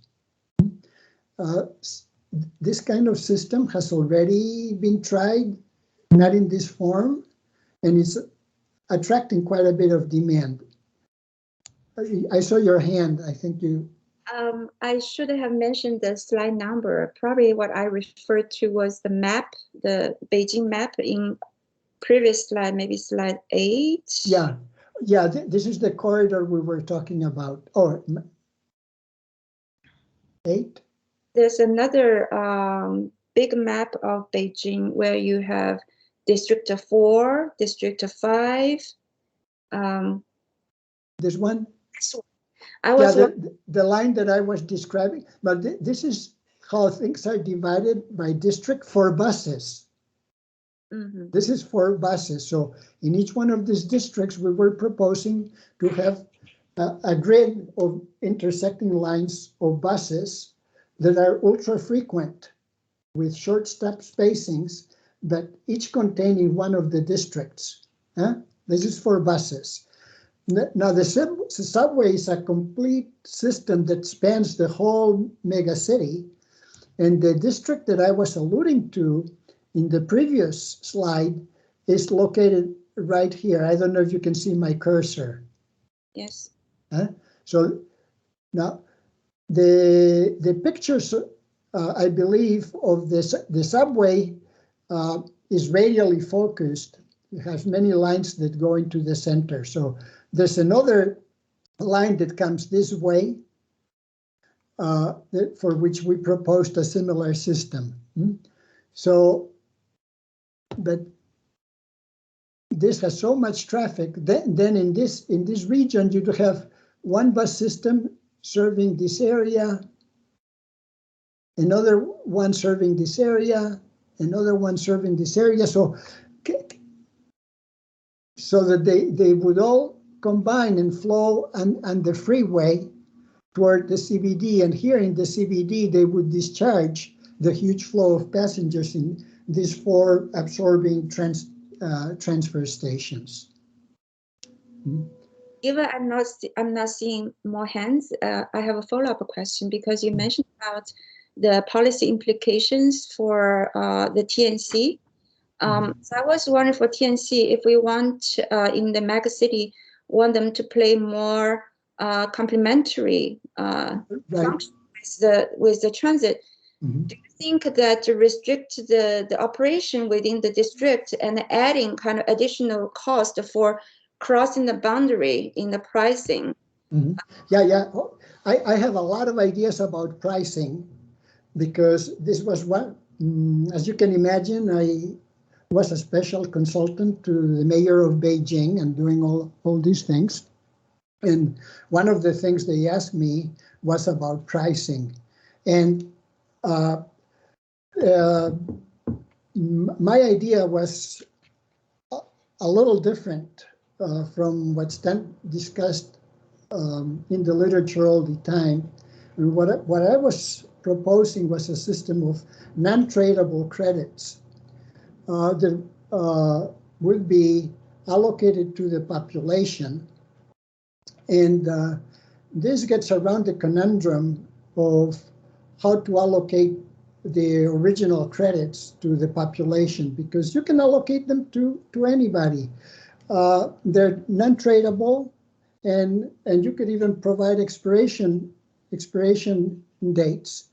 And so that's one way of rationing. And you could do the same thing with the TNCs. And my idea for doing this is actually to divide the city in a low-tech way, to divide the city into a grid of squares, say 1 kilometer wide, where you charge TNCs or people or whoever every time they cross a boundary. In this way, and you could change the price of the squares depending on the location, depending on the time of day. So it would be an elegant way and low-tech way of implementing distance-based pricing for both TNCs and people. And there's much more that can be done, because the city could require the TNCs advertise their passenger occupancy. You could give them discounts. You could, and my idea too is to give them credits every time they serve a passenger that connects with transit. There's a million things that can be done and should be done, but the basis of this is understanding the physics, because if you don't understand the physics, you cannot decide what is good to do. Thank you. Thank you so Thank much. you. I see a hand raised by Dr. Eliasson. Yes, I thought you had an interesting point about the cost and efficiency, or cost efficiency competition between taxis and ride-hailing services and public transport, especially in small cities. How do you handle the problem with getting the efficient competition right when you have large subsidies to public transportation? I mean, the short version of the problem is basically that if everything was priced according to marginal cost, then the efficient sort of market share of taxi and ride shares and public transport would just sort of naturally emerge. But when you have high subsidies for public transportation and no subsidies for the rest, I don't see really how the efficient sort of market share point between the yellow and the orange and the blue curve emerge. So this is an idealized study, and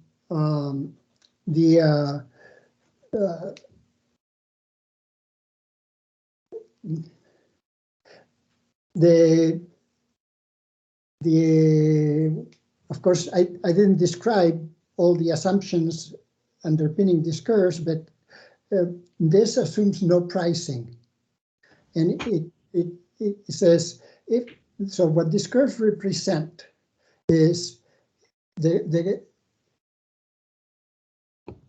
cost on the horizontal axis is the cost to society of providing the service, including the cost to the agency and the cost to the environment and to the public. That's the horizontal axis, independent of any transfers of wealth between the population. And this is done. Now the smallness of the city captures the demand. So we're doing this for a certain demand, certain size city, and then the vertical axis tells you the level of service, which you can think as the inverse of the door-to-door travel time experienced by people. So there's no issue of pricing or subsidies here. This is just the basic physics of what each mode can do if it operated alone, for both small cities and big cities. So and you can see that the physics are very different. So what I'm saying is, now from this physics, you can understand the marginal cost, you can understand all this, so you can use these ideas then to decide what is good pricing. But this comes first. This should come first, because now I can see that I should price transit and ride sharing very differently in a small city than in a large city. And it tells me that since transit is very efficient, I should be subsidizing it, because that's where I want people to go. And so on. And of course, this work is incomplete, because a lot of it is intuition. We still need to see how ride sharing works with transit, how they work together. So I haven't shown those results here, but intuitively, it's going to make transit even better. So if that is the case and the curve is even higher, then this is something where the city should invest resources and subsidize it in some way. So that's my opinion. I'm not sure if I answered what you wanted. Yeah. Yeah, thanks. Thank you. Yeah, regarding the physics, if the vertical, I see the vertical axis right now is sort of like the average of the inverse of the average travel time. But if we consider some other measures, for example, in terms of equity, if you want to penalize extremely long trips, or I don't know, having some kind of formulation about this scatteredness and spreadness of the travel time or something like that. Would you think it is meaningful to look into other like objective measures? Yeah, there's always a trade-off when you do these things. The broader you want your insights to be, the less precise your description of the world can be. So if you want to capture lots of things, then all of a sudden you have an explosion of parameters in the problem, and you cannot summarize results with simple graphs like this. So my idea in this work was to really encapsulate service level of service with a very single measure, but just a single measure, so that then we can understand the scope of things in a very broad way. But if I want to depart from this and say, for example, include different values of time for different segments of the population and different values of time for in-vehicle time and out-of-vehicle time, then I cannot use these graphs anymore. Nonetheless, the graphs are useful, and but if you do that, then the range of situations you can explain becomes very narrow. I don't know if that makes sense to you. So it's, yeah. You asked me whether it's worth doing, and my answer is, well, it depends. And if you have a specific problem, yes. Right. Yeah, and also some of other measures might be still analytically solvable. For example, if you use square measures to capture a little bit of their equity flavor, it's not too complicated. Right. I think I'm not saying that what I did is the last word, and things can be extended, I'm sure. But what happens is that the more you extend it, the more you complicate things, but it may be worth doing. I'm not saying it is not worth it. I don't have all the answers. Sure. Thank you. You're welcome. And Tom, please go ahead. Yes. So, Dr. Daganzo, I really love your overlens train idea. Yeah, it's amazing. So I recall that one shortage you mentioned is that the waiting time for the passenger, the in-vehicle waiting time for passenger will be very long. So I'm wondering, can we just can we just let the first vehicle to stop, and we just allow people to board and alight at the first vehicle, so we don't need to, so the people don't need to wait, don't need to spend time, I mean, on the so the train stop and the start time won't be counted into the waiting time. Do you have any insights on it? Yeah, I've written a paper. You should know that I'm so excited about this technology that I submitted 2 provisional patents to the US, and I tried to kind of sell these patents because I wanted to see this thing implemented in the world. And unfortunately, with COVID, I was not able to travel and sell these things. And so I decided that I would let the patents expire and instead advertise this, make it open source. And the results are described in this last paper that you see the pointer? So, yeah.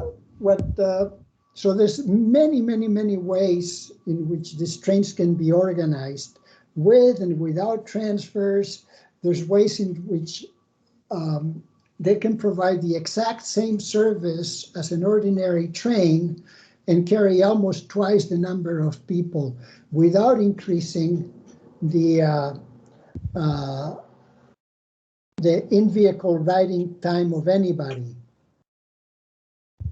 So trains can protrude about at both ends of a platform. So if a train is, like, say, 3 times as long as a platform, it can align itself with the platform in many different ways, where the train extends beyond the platform at the rear end, at the front end, or at both ends. And by choosing this in a smart way, you can achieve different goals. Now, in the work that I describe, the passengers at the station need to be well informed of how the doors, I guess I should say that from the perspective of what a passenger would see is, imagine you're going to an airport and you want to go to some city. You choose a gate, right? So you travel down the terminal and you choose your gate. Well, the idea is to organize transit stations in transit platforms in the same way. So along the transit platform, there will be signs advertising which destinations are served by which gate. So you arrive to get the 9 o'clock train, and then you go to the platform and you would see signs that would tell you, variable message signs, if you go to San Francisco, go to gate 7. If you go to Oakland, go to gate 5. So there would be a passenger information system that would tell you what part of the train to board to everybody. So passengers would self-organize in the platform, and then by coordinating the train protocols and the signs at every station, every passenger would board the correct car and then be taken to the correct destination where they could alight. And as you can imagine, this is complicated, but it opens many degrees of freedom. So in the paper that I mentioned, I describe an optimization framework with notation, how this can be adapted to different cities depending on what to do.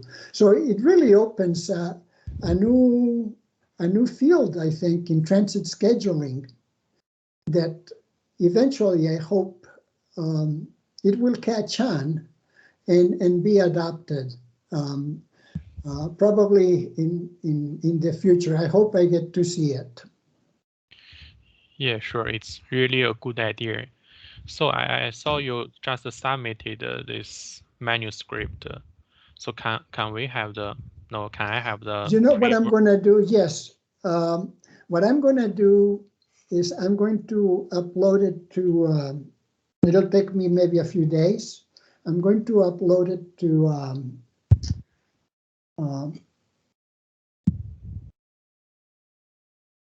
archive, one of these archive platforms that where you can publish things right away, and then I can share the link with you.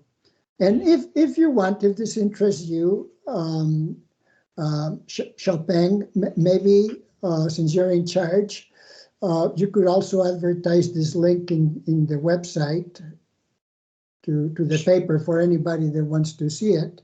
And if you want to post my talk, I'm also open to doing that. Sure, I'll do that afterwards. Right. Okay. Yeah, I will share it with you. I'll make myself a note. Yeah, sure. I'll follow up with you about the paper link, and we can share that over our. Okay, very good, website. very good. All right, great. Yeah. Well, I think this is a great discussion and very insightful and sparkling new ideas. And I really enjoyed the physics, the first order physics, and this paradigm of analyzing the problems, capturing the first order essence of the system, and also following that, we can see this talk potentially opens some very good new research directions, just like the last question referred to. So I really enjoyed this talk. So next, so thank you, Dr. Daganzo, and you can thank you. Take a break. And the next, our speaker will be Dr. Xiaobo Qu. He's a chair professor in the Department of Architecture and Civil Engineering, Jonas University of Technology. And he's also a member of Academy Europea, also known as the Academy of Europe. His research focuses on improving large, complex, and interrelated urban mobility systems, integrating emerging technologies. And his work has been applied to the improvement of emerging services and operations of electric vehicles and connected and automated vehicles. And based on my impression, Dr. Qu is a visionary scholar who are very sensitive to emerging and future opportunities of transportation technology development and system design. He's also one scholar who is not satisfied with our traditional comfort zone, but exploring interdisciplinary areas such as battery technologies and renewable energy systems. And in this talk, he will review on emerging transportation technologies, which I believe would also allude to what the future transportation would be like. And I really, especially I want to thank Dr. Qu for staying this late. It's actually early morning since he's now in Australia. And without further ado, Dr. Qu, please take over the screen. Thank you, Dr. Lee, for your very kind introduction. Let me take a look.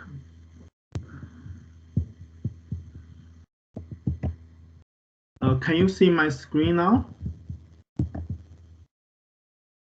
Yeah, it's coming. Yeah, I can see it. It's great. Okay. So because there are 3 monitors in front of me, I don't know whether it is the presentation mode. It should be the presentation mode, right? Okay. Actually, I very much appreciate to be given this opportunity to talk about the congestion reduction with Carlos, who I read his papers to start my PhD, and with Jonas, who is like my mentor in Sweden and have guided me since day one we met with each other. I very much enjoyed the 2 insightful presentations earlier. For my presentation, the angle to deal with the congestion is slightly different. So I'm going to talk about the understanding about the revolution of intelligent transportation systems. I will use a few studies that were done by my group to analyze how to predict how the ITS system might go forward in future.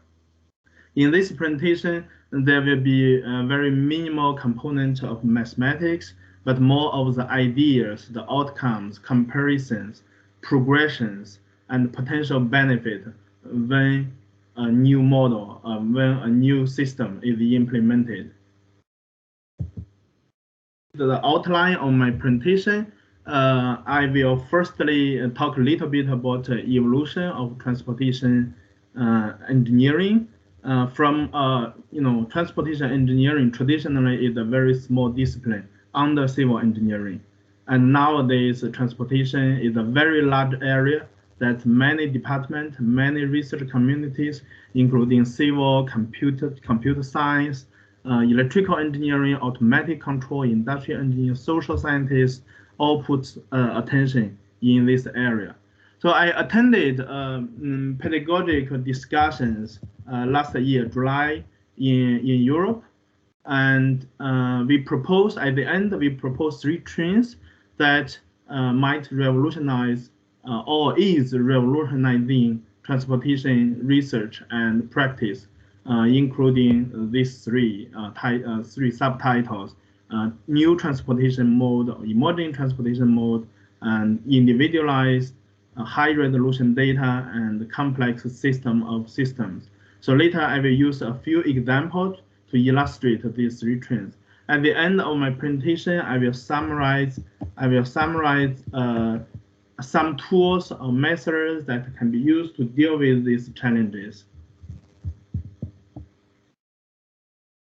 The progression of transportation engineering in recent years, the progression was triggered by the advancement of data collection and data processing, vehicular and computing communication technologies. Traditionally, the traditional transportation engineering analyzed usually highly aggregated data, such as our OD data, origin destination data, for our 4-step transportation planning, the speed, volume, density data for traffic flow fundamental diagram and traffic control. These data are all highly aggregated.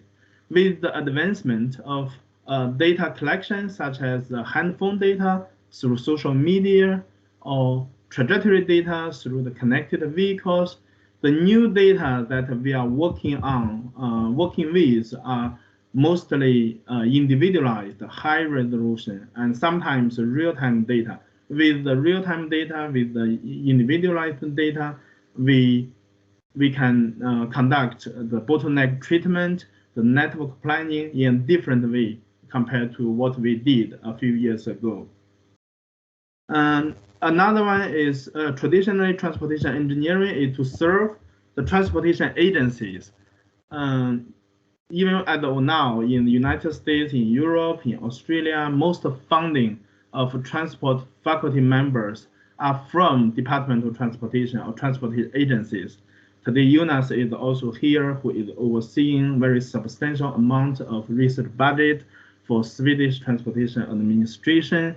However, with the rapid development of vehicular technologies in Sweden, in Germany, nowadays, more and more faculty members in transport area, in transport engineering discipline, are collaborating with not only transportation agencies, but also the car makers and also, such as Volvo or IT giants such as Uber or DB.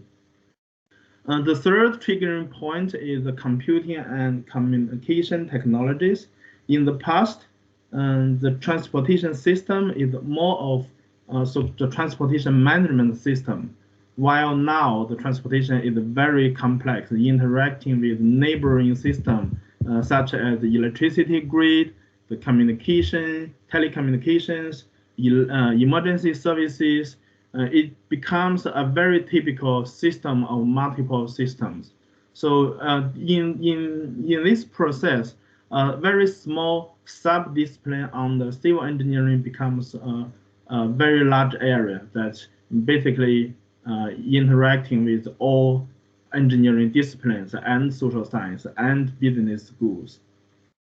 So with this, I think a very good example, a very good evidence is every year for the TRB, very high number of attendance. Every year the ITSC, IEEE ITSC, the attendance are also very substantial. Next week will be the ITSC for this year in Indiana. Okay, so in the following 3 slides, I will briefly introduce the 3 modes, the 3 triggering points or the 3 trends. Number 1 is emerging transportation mode. Nowadays, we have connected and automated vehicles. We are in the process of developing and testing flying cars. And we have the transportation network companies, Carlos mentioned just now, such as Uber or Didi. They have become the IT giant. And also the connected automated vehicles, shared mobility, create with some new ideas, create some modular buses. And Dr. Lee has been working on this area for quite some time.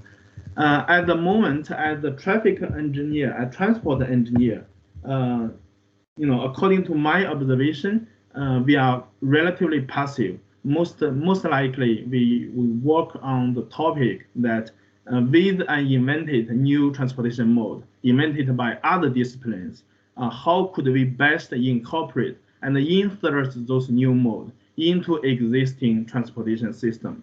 But more proactively, what we can do is to answer another question, another more important question. What kind of inventions, what kind of new mode, what kind of design of a new product are needed in our future transportation system to benefit the system maximally? Number 2 is the high resolution data. As I mentioned just now, prior to this transition, most data that transportation engineer or traffic engineer are working with are highly aggregated. The OD data, the flow, traffic volume, speed, density data, and nowadays we have a very important addition of high resolution, real-time, individualized, multi-source data. For example, the trajectory data from the connected vehicles, from mobility chain data, from social media, and we have the possibility to work with the real-time positioning data. So with this real-time high-resolution positioning data, what we can do later, I will use a few examples that were done by my group to show the importance of the new data and the benefit of using this new data. So with the new emerging transportation mode with the high resolution data, our transportation engineering is revolutionized. So number 3 is the system of systems. This is a very good example. In Europe, the European Research Council, we have a 7-year research plan. The previous 7-year research plan, when we are talking about the large transportation system, actually we are talking about the something like the consolidation between ramp metering and the variable speed limit. But in this 7-year plan, Horizon 2020, for the large complex transportation systems, we are dealing with the transportation system, smart power grid, and telecommunication system, as well as the emergency medical systems. In the following slides, I will focus on the examples or key studies. I will highlight a few topics that a transport engineer can make a real difference considering these 3 trends. As I briefly mentioned just now, there are 2 sides of the coin. One is proactively, one is reactively. For proactively, for transportation researchers, through system modeling, it would be best for us to examine the optimal directions of mobility mode, the vehicle design, and like energy technologies, as Dr. Lee mentioned just now about the battery technologies. But nowadays, we are more or less passive. So for the mechanical engineering, they develop a new types of battery, and we want to use the battery in our transportation system to do the charging, to do the battery degradation, minimization. And for vehicle engineering, they develop a new function of the vehicles, and we will analyze this new function is available, how to incorporate, maximize the performance or benefit of implementing this new function. So one very good example is the flying cars, the vertical transportation systems. A very frequently mentioned term in China nowadays is the 1 hour traffic circle or 1 hour traffic metropolitan area, such as Beijing as a large city, as Carlos presented just now, and also the new concept of Great Bay Area in the Pearl River Delta, including 10 adjacent cities. They are very close by and associated rural areas. However, with the traffic congestion, if we only rely on the existing transportation mode, the vision is not possible and not realistic, even in the era of connected vehicles, even with the high-speed rail system in China. Very, very well deployed high-speed rail system in China. This is a very good example that transportation researchers can paint a few pictures and point out the technical direction that a vehicle engineer can focus on. There are many problems like heliport design, like discrete choice model between high-speed rail and flying cars. For one area, the high-speed rail might be better. For another city, another metropolitan area, the flying cars might be better. So we need to do some modeling before the system is actually available or implemented. So another new mode is the shared mobility and shared micro mobility. For Uber, they propose a new tool they call Uber Express Pool. As can be seen from these two diagrams, and for the previously they have the Uber Pool, and now they have the Uber Express Pool. For the Uber Pool, they pick up 3 passengers, one here, another is here, 3 passengers, and for with a very simple modification to the current system, and we require the passenger to walk for no more than 200 meters, and instead of waiting standstill for 5 to 15 minutes, with this cooperation between the users and the vehicles, and we reduce the travel distance by 50% for this example. And by implementing in a large scale, the profit for the company can be reduced by 8%. Some percentage can be reallocated to the users, so everybody is benefited by minimizing the waste. So for the micro mobility, so nowadays the e-scooters are booming in the United States and Europe. We are collaborating with the e-scooters companies, and we are provided data for 30 European cities. For each city, we have an average of 27 days data, and with high resolution, every 2 minutes we have a record, and we identify a few disturbing problems in deploying this new mode. Although they are in the process of deployment, but in reality, this should be done before the deployment. Number one is a very surprising result. For some cities in Europe, only 48% of the energy for e-scooters is used for moving or transport purpose, over half, 52% of the energy is wasted for communications between e-scooters and the server. And another issue is, for some cities, the energy consumption is even higher per passenger basis than buses, than if we implement electrical buses. This is also because the e-scooters, they are replacing walking and cycling sustainable transportation mode. And another example with regard to this microtransit e-scooter is the charging optimization. So at the moment, they are using a very simple model to swap the batteries of e-scooter system. And for them, at the moment, for one scooter, the truck needs to travel 372 meters. And with a simple modification, we can improve by more than 20%, reduce the travel distance of the trucks by over 20%.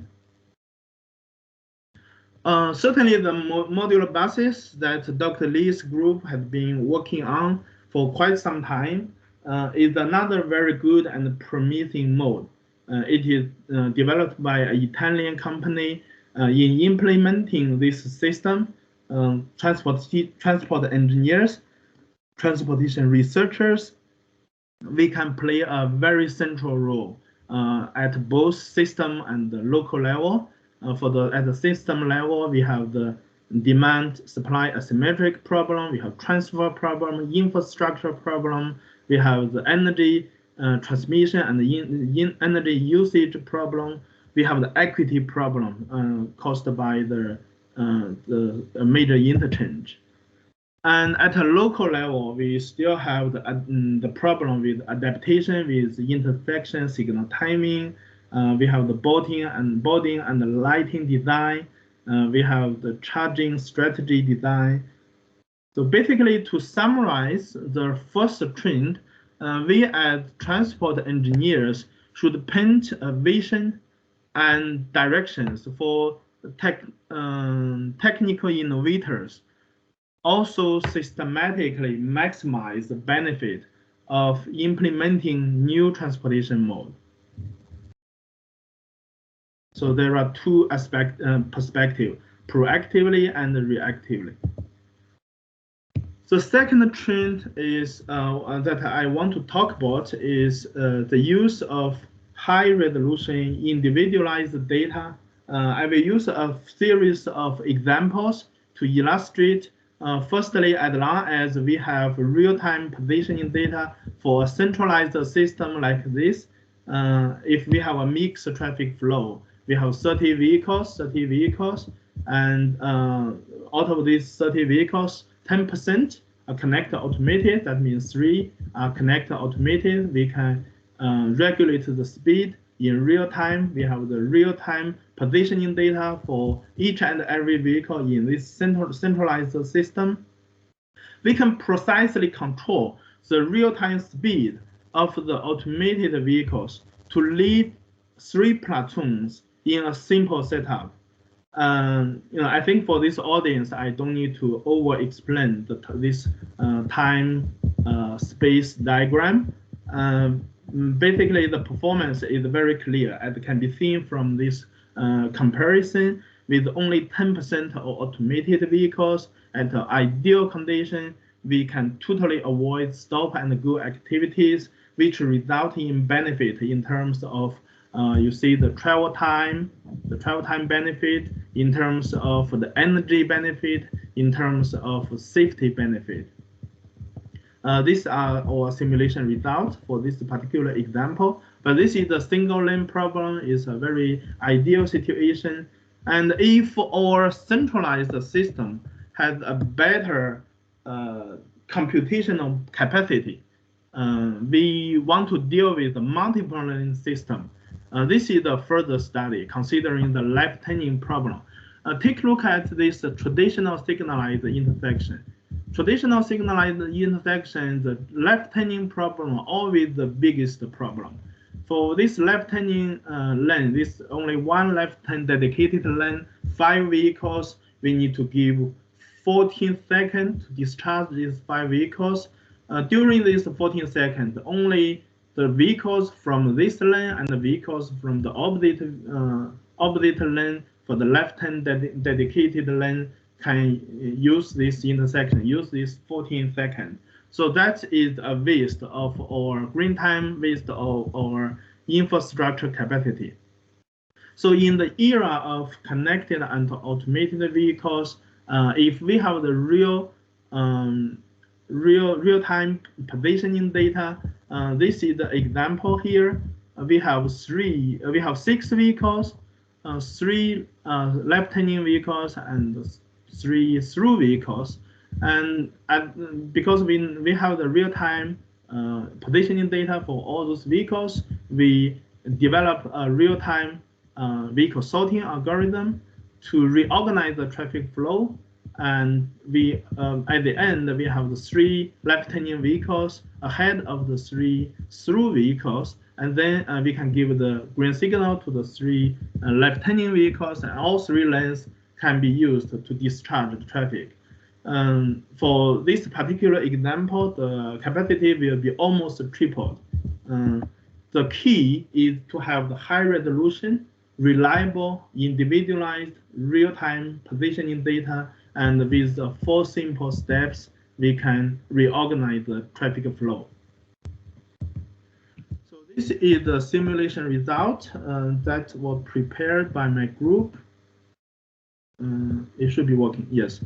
All the lanes, we want to have all the lanes to be used to discharge not only the through vehicles, but also the left-turning vehicles. So take a look at this platoon, and we do the real-time vehicle sorting and allow the through vehicles ahead of the 6 left-turning vehicles. It's 12 through vehicles. So we give the green signal to the 12 through vehicles. All 3 lanes are used, and we give the left-turn green signal to the 6 vehicles. All 3 lanes are used. The capacity will be largely improved.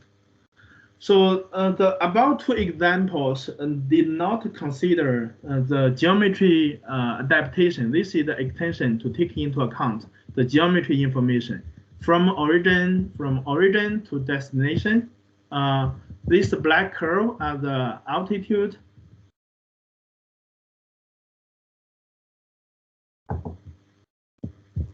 This black curve on the altitude, we have downhill, we have uphill, and we have downhill and uphill. If we have the real-time information for the vehicles, and also we have the very accurate information for the geometry, what we can do when we control the real-time speed.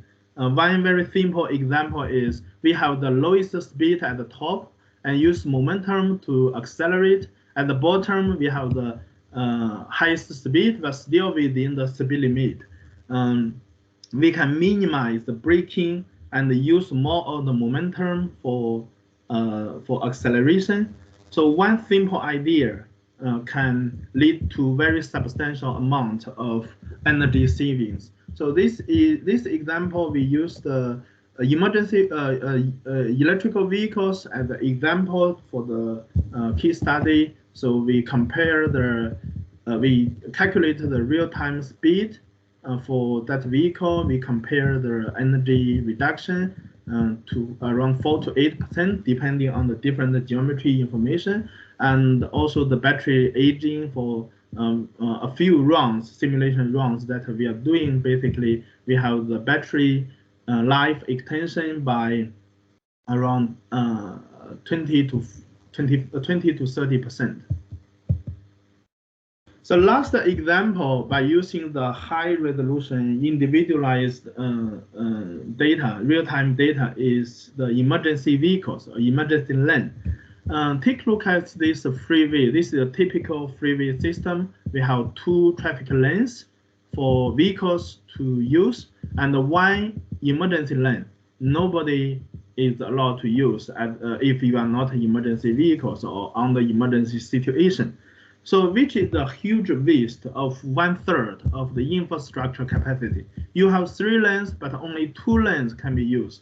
This lane only on the 94% time, nobody is legally using this emergency lane, which is a huge waste. The purpose, if we have the real-time information, the purpose is to offer the emergency vehicles absolute priority for this emergency lane. With the real-time positioning data, as long as we are able to guarantee this absolute priority for the emergency vehicles, we can use all these 3 lanes.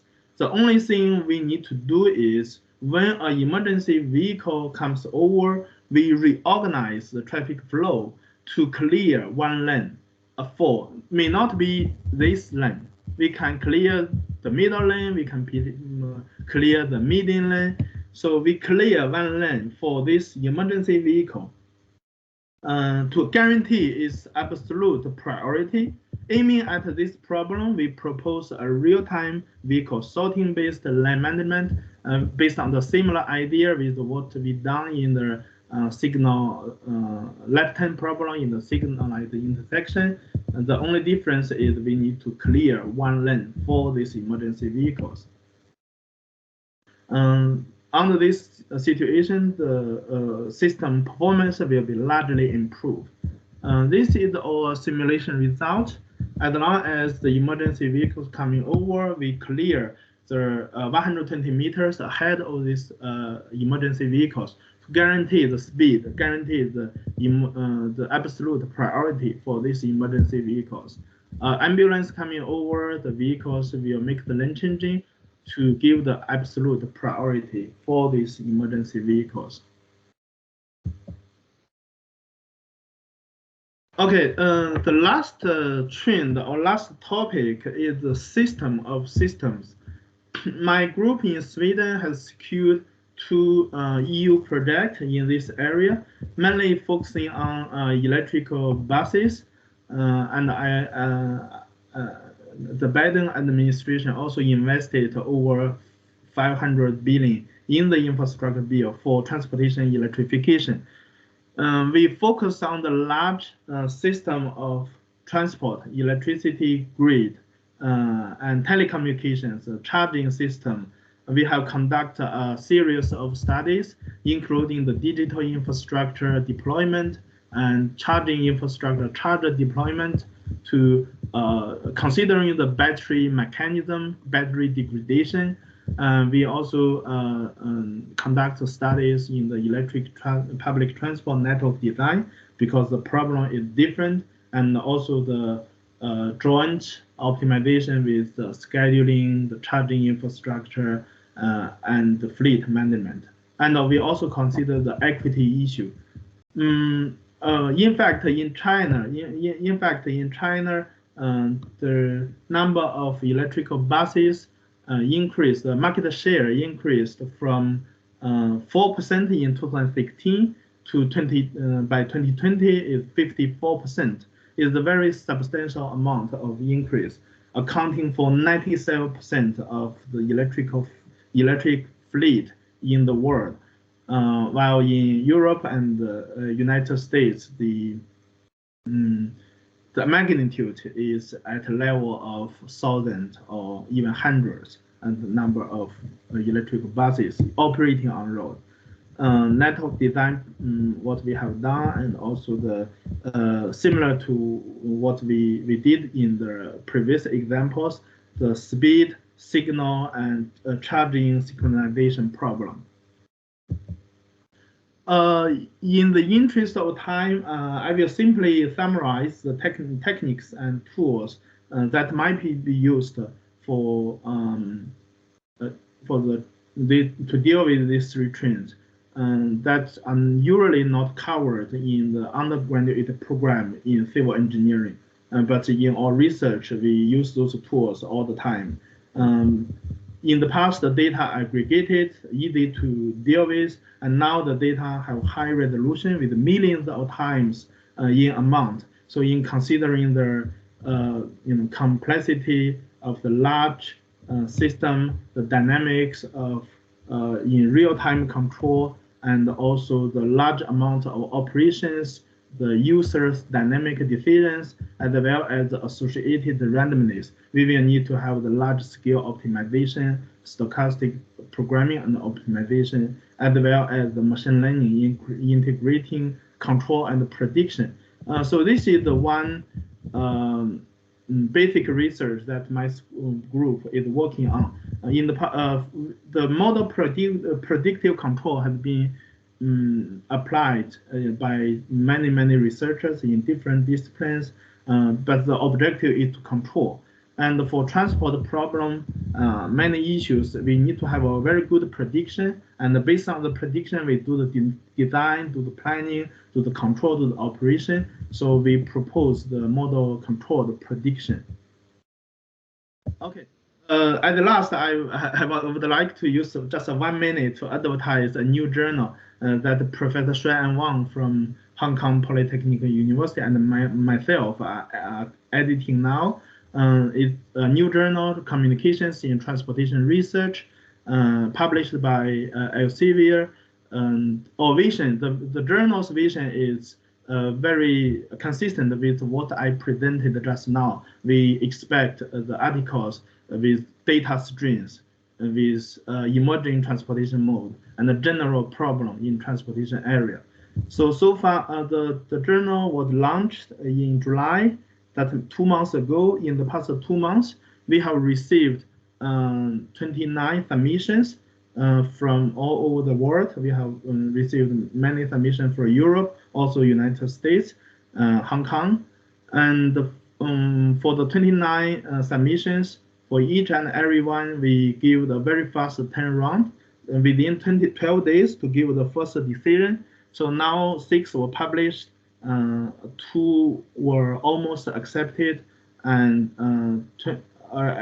around 16 or 17 were rejected. According to the market survey of Elsevier, the expected impact factor 2 years later will be around 10. Okay, that's all for my presentation, and thank you for your attention, and I'm happy to take any questions. Thank you, Xiaobo. That's very, that's very visionary presentation and includes lots of emerging technologies. So, questions from the audience? I have one. Thank you, Dr. Qu, for the great presentation. You provided so many great ideas. I'm especially interested in the simulations that you have shown, especially because I am also working on a similar project that focuses on a dynamic lane assignment at signalized intersections. So my question would be, how do you, it would be more technical. So my question would be, how do you make sure that vehicles would always have enough space to change their lane in a way that no left-turn vehicle would be stuck between through vehicles or vice versa? Because I could see that, the way that idea would work would be only if you can, perfectly separate the vehicles with different directions. And that is not an easy task to do, especially if you have so many vehicles or if you have, oversaturated scenario. So my question would be, how do you make sure that you can perfectly separate them? Okay, that's a very good question. Actually, from the perspective of computational efficiency, we can, at the moment, our method or algorithm can only deal with 12 vehicles. So if more than 12 vehicles, we are not able to do it in real time, because in real time, we are talking about the time resolution of 0.2. So which is, very high computational demand. And regarding the possibility of grouping these 2 platoons, we also set traffic volume. If higher than this traffic volume, it's not possible to deal with. Right. Because this is a centralized system, we can, we can check whether the system is affordable or not. If affordable, we implement this idea. If not possible, the delay will not be avoidable. Right. So I understand that could be an option for signalized intersection. That could be a strategy that can apply for certain scenarios. But even if your traffic volume is not that high, you sometimes, depending on where the vehicles are located behind the intersection, it might not be always possible for a vehicle. For example, let's say a through vehicle is stuck between two left-turn vehicles, so the vehicle have to change its lane twice, once to get to get away from those two left-turn vehicle, and then once again to get ahead of the the front left-turn vehicle. So I'm a lot curious about the algorithms that you use, and I guess I mean you would not have enough time to explain the algorithm well here, but I would really enjoy if you have any draft or anything that I can read to understand what you have done, because I think that would be a great help for my research. Yeah. Actually, both papers were published this year, 2021, and one in Transportation Research Part C and one in Transportation Research Part B. So probably after this discussion, you can send me email and I give you because in Europe nowadays, all the papers, the requirement is all the papers will be open access. So all university, Chalmers University of Technology will pay the open access fee. As long as you have the link, you can download. It's open access. For your problem regarding the possibility, because this is a centralized system, the speed, we can control the speed to group the vehicles. So to provide the best input conditions for this vehicle sorting issue. Thank you. Just one quick question. Can I know what simulation softwares you use? We program by ourselves. Oh, cool. Yeah, it's MATLAB. Awesome. Yeah, I mean the animation you made. Yeah, I guess so you meant. Yeah. So for the animation is I think it's done by my postdoc research fellow. So it's not by myself. I suppose he is using MATLAB as well, but I'm not too sure. I can figure out. I'll follow up with you offline. No problem. Okay, great. Any further questions?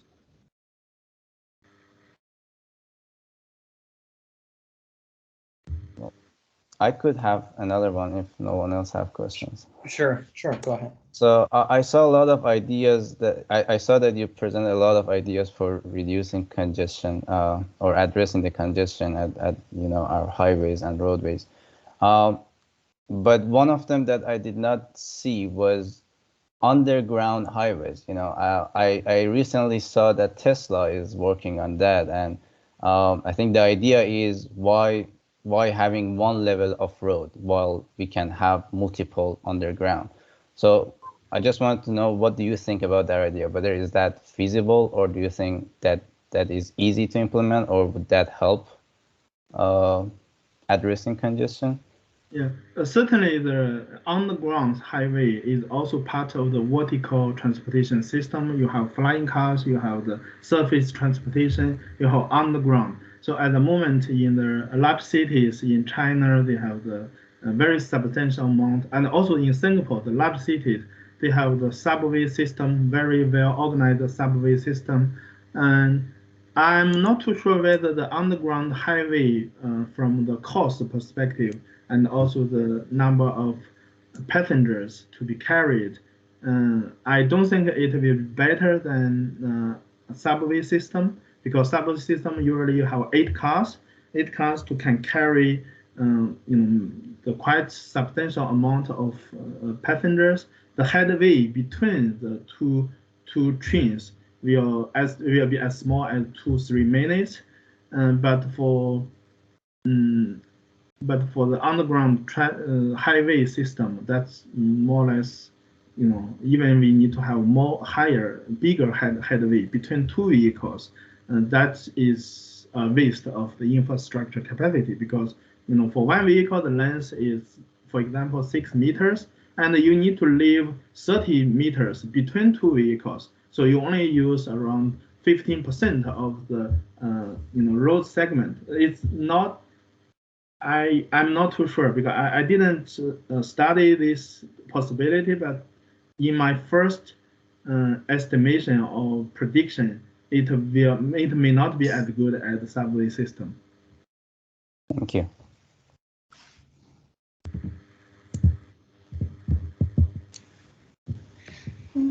Hello. Yes, please go ahead. I have a question about the works in page 17. It says, how to guarantee that the traffic volume of the 3 lanes will not exceed the capacity of the left 2 lanes. Since this management controls the road segments with a certain length, how to deal with the import and export ramps? Yeah, that's a very good question, and also very similar with the question just now. The capacity issue, the ceiling of the capacity for this freeway system, because at the moment only 2 lanes are using for traffic. If you have 3 lanes, the capacity will be higher, and under an emergency situation, it may not be possible to provide the absolute priority for emergency vehicles. For this one, we also conduct a sensitivity analysis based on the different volume level, and at a certain volume level, we are not able to create this. I'm not too sure whether you can see my screen now or not now. Basically, we clear one section for 120 meters. So we need to create those number of empty cells, and there is the capacity ceiling for this system. It is manageable because this is a freeway system. All the vehicles will coming in and coming out through ramps, and we as long as we have the real-time information, is centralized system, we can estimate in real time what is the capacity ceiling. If above the capacity ceiling, we will not allow vehicles to come in. But anyway, it will be beneficial because at the moment only 2 traffic lanes can be used, and the other lane is on the 94% scenarios it's wasted.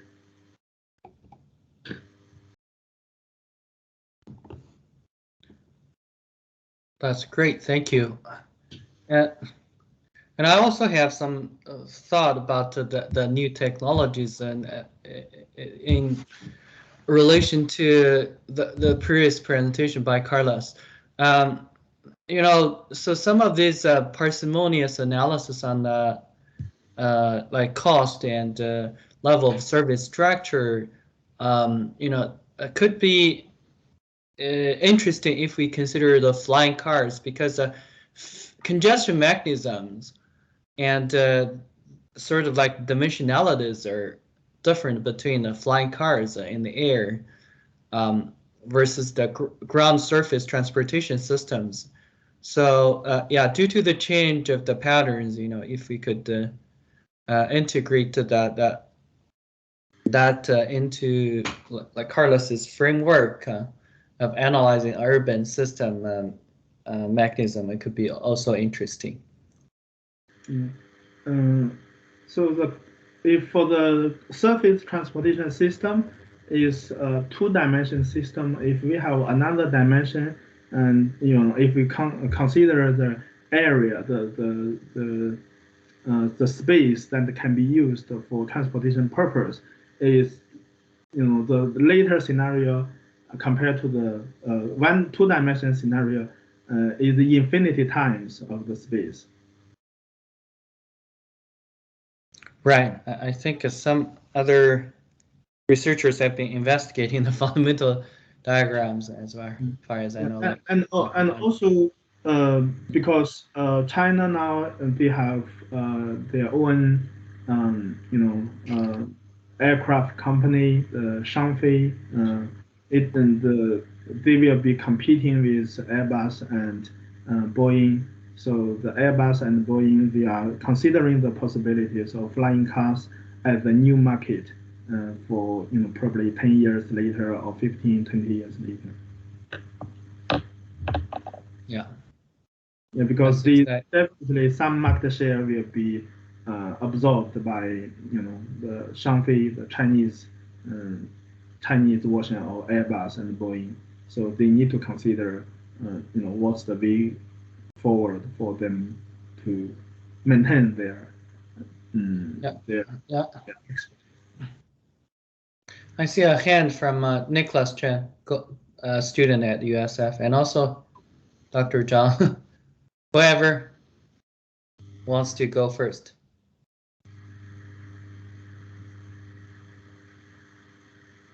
Yeah, maybe Dr. Zhang or Nicholas.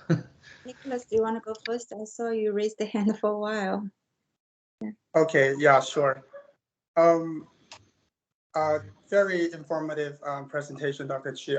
And I noticed that you mentioned one of the big trend in transportation is the emergence of individualized data, right?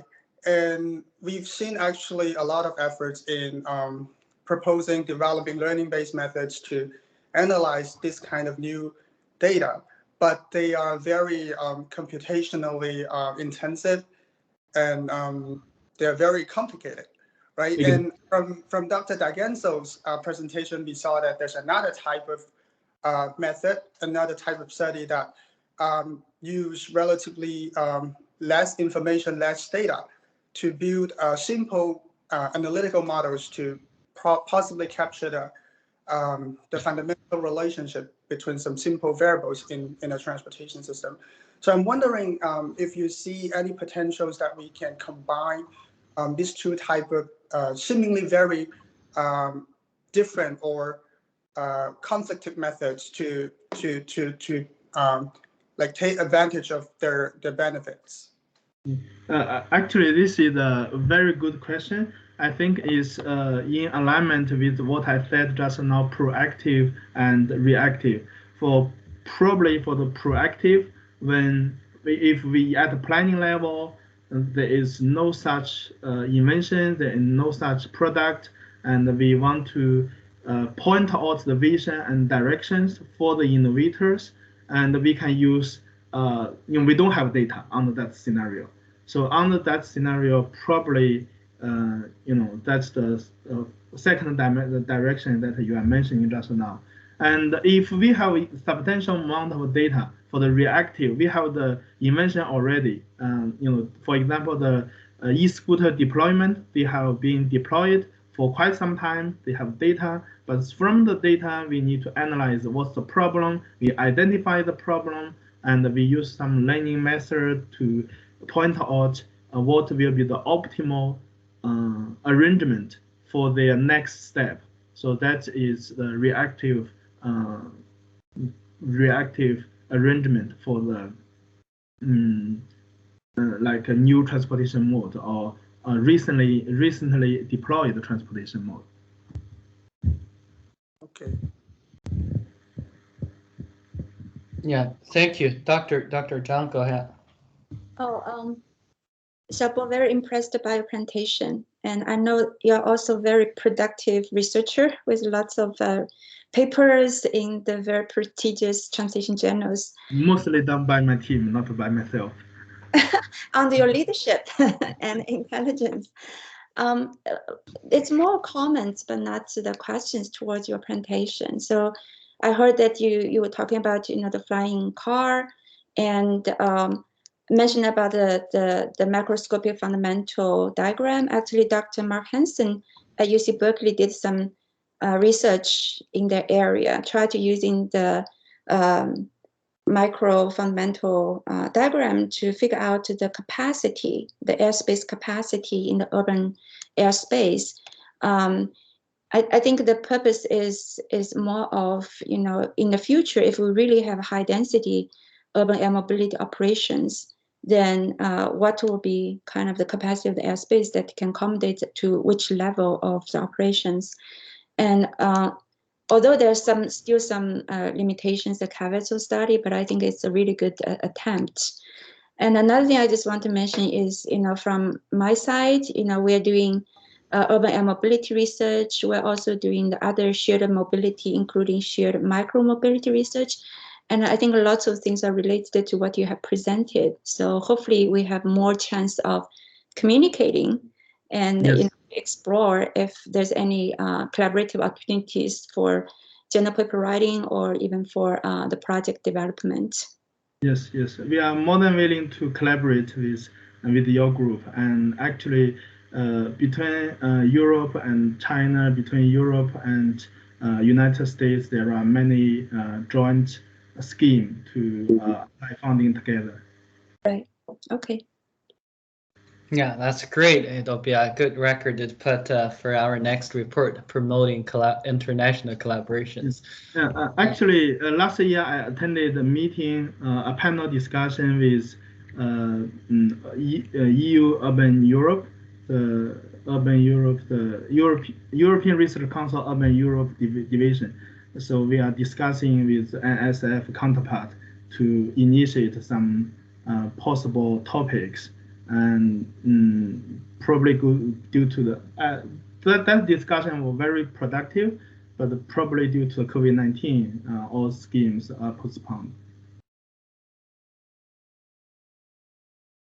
Thank you. I see Dr. Daganzo has his hand on. Maybe Carlos, you want to make a comment or question?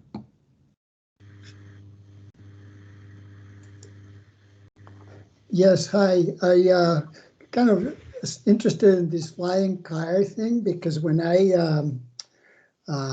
was doing this scaling analysis of cities, I also posed myself that question.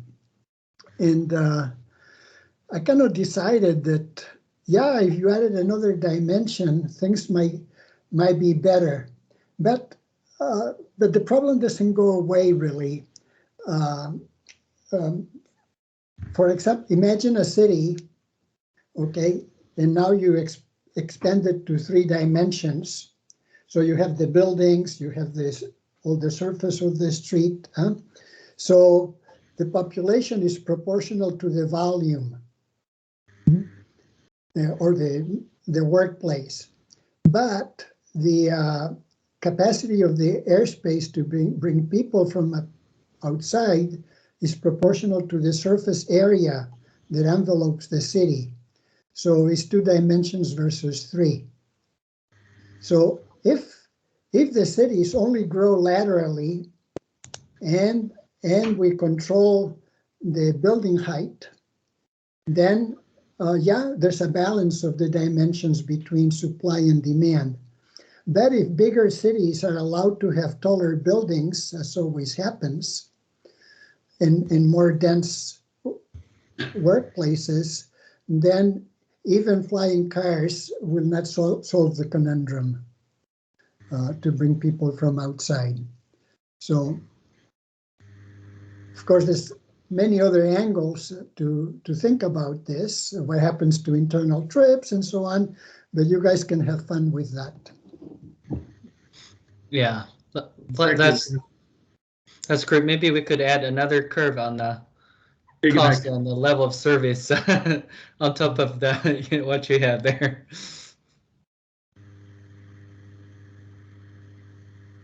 Sure, go ahead, Dr. John.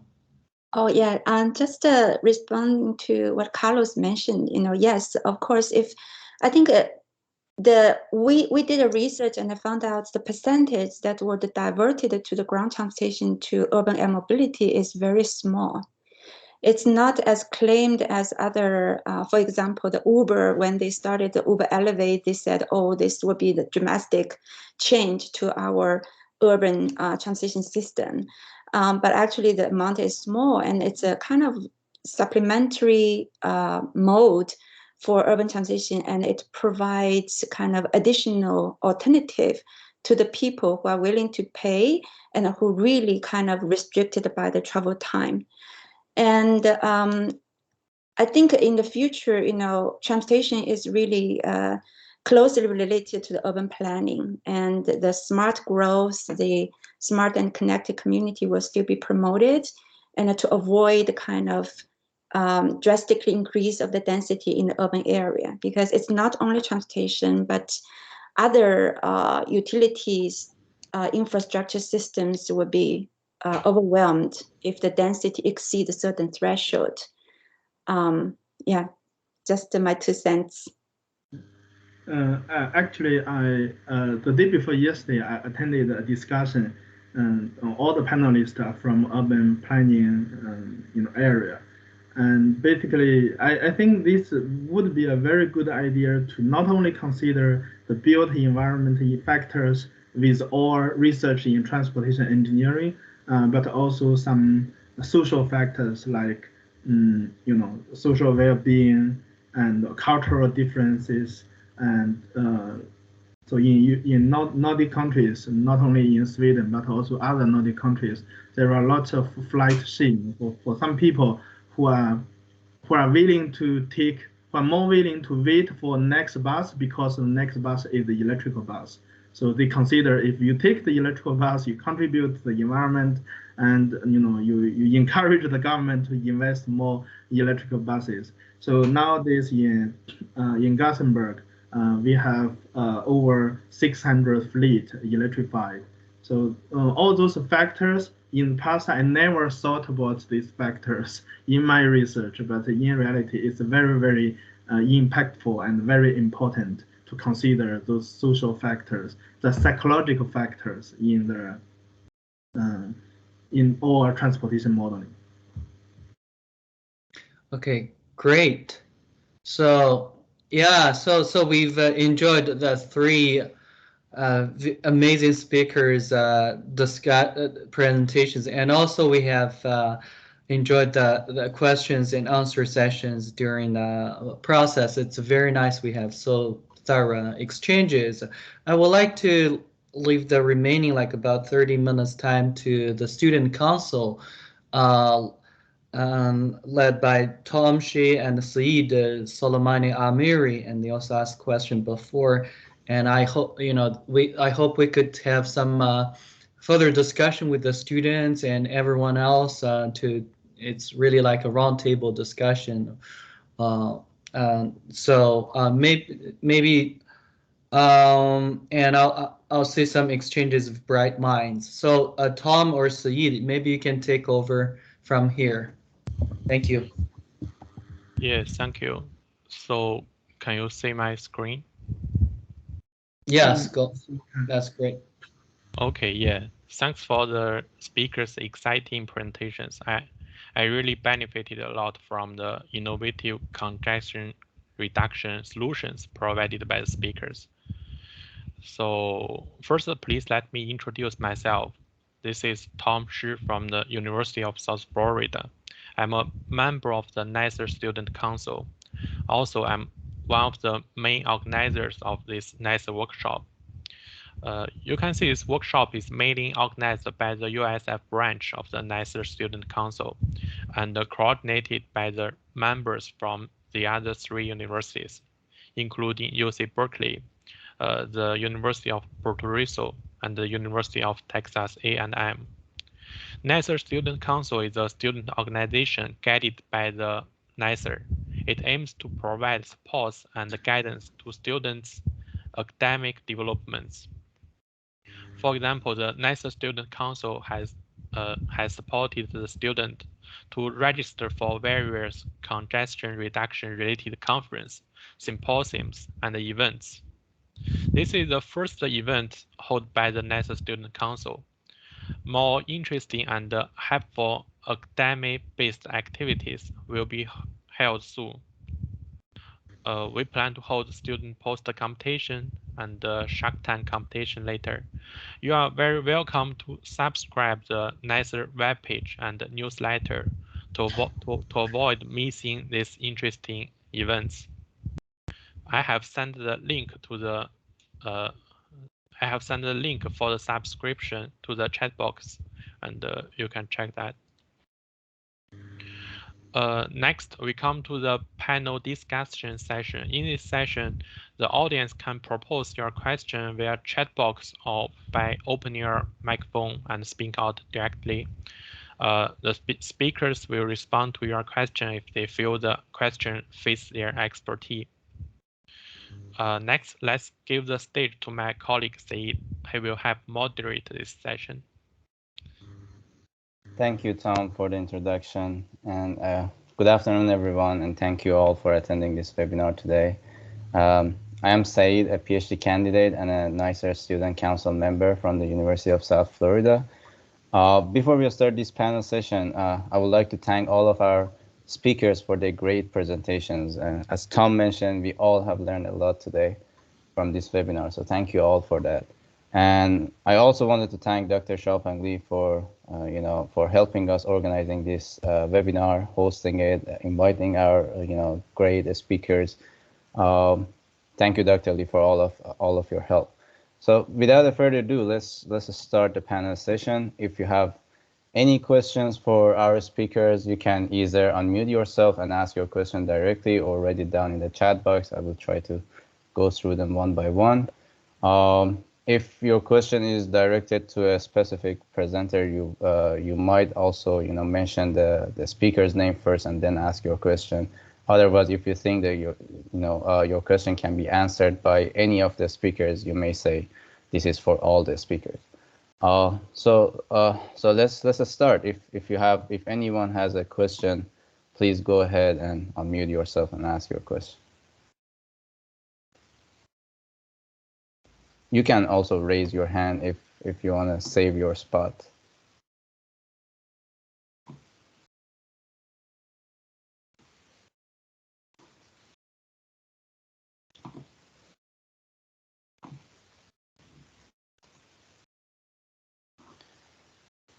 Well,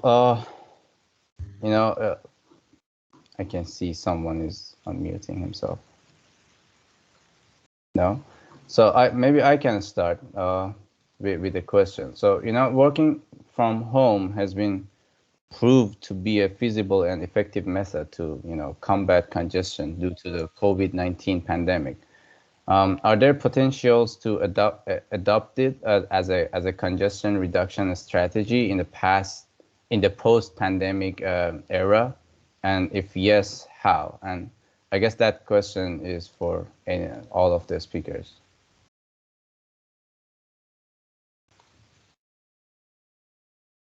Well, if I start with at least some speculation, I would say that the answer might be a qualified yes, maybe, but probably not in the way that you might think. And I'll explain what I mean by that. The thing is that I think it is most likely true that we'll start using digital meetings and digital ways to work and shopping and entertainment, everything much more than we did before. And this is not just because we have developed new tools and also become more proficient in this on an individual level. It's also that organizations have on an organizational level made the leap to be much more digitally mature than they was. I mean, it doesn't help much if I'm good at using computers if the rest of my organization is really something. But the thing is that so maybe I mean I think that we'll see a work life where we use the internet much more for working from home and having meetings like this and avoiding business trips and so on. But there's also this equilibrium where we for the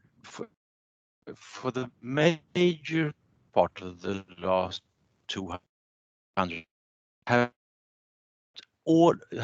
faster communication and new modes of communications like the telephone and the telegraph and the computers and the telefax and basically everything. And we've used all that freed up time to travel even more. So the total travel time has been roughly constant for the last 200 years at about one hour per person a day. And so what I think will happen is that we will have a short-term effect where we will definitely use digital means more than we used to do. But then in the longer run, we will use that freed up time to find even better, even more contacts, working perhaps even further from our offices, for example, and use that freed up time to travel more. And we should remind ourselves that this phrase, the death of distance, which was coined around when the internet arrived in the mid-90s, that was actually not coined in the 1990s. It was coined in the 1820s in the US when the telegraph first connected the East Coast and the West Coast, because then people believed that that now we want to have to travel between the East Coast and the West Coast anymore. We can stay at home because the telegraph will solve everything for us. And that says something about the interplay between modes of communication like the telegraph and the digital communication and our sort of ever-growing demand for transportation. Thanks a lot. That was actually a really interesting point. Does any of other speakers have any idea that want to share with us? I don't have anything additional to share regarding that topic. I think for the pandemic, the impact of pandemic, on one hand, it reduces demand. The students do not need to attend on campus for meetings like this, and we do not need to take the flight. However, another aspect is to induce some demand, especially freight transportation. We are more used to order things online, and we replace the shopping. And usually we go shopping from our home to the shopping center. We replace this activity by internet shopping. If you have internet shopping, the logistics companies will need to deliver your product to your home, and it will affect the distribution of the demand. So usually in the past it's peak hour, morning peak hour, afternoon peak hour, and in future, if we consider this pandemic effect, the distribution may be different because the logistic company and the delivery time, and also the like Uber Eats and other types of new mode of deliveries. Thank you. Sure. Yeah. I'll open the stage for more questions. I can see 2 questions in the chat box, so I will go through them first. Zhaohui Liang asked why connected vehicle is not implemented even it was proposed earlier than this round of automated vehicle wave.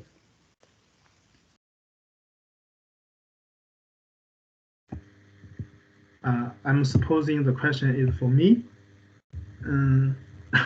So I think the major issue is the safety issue.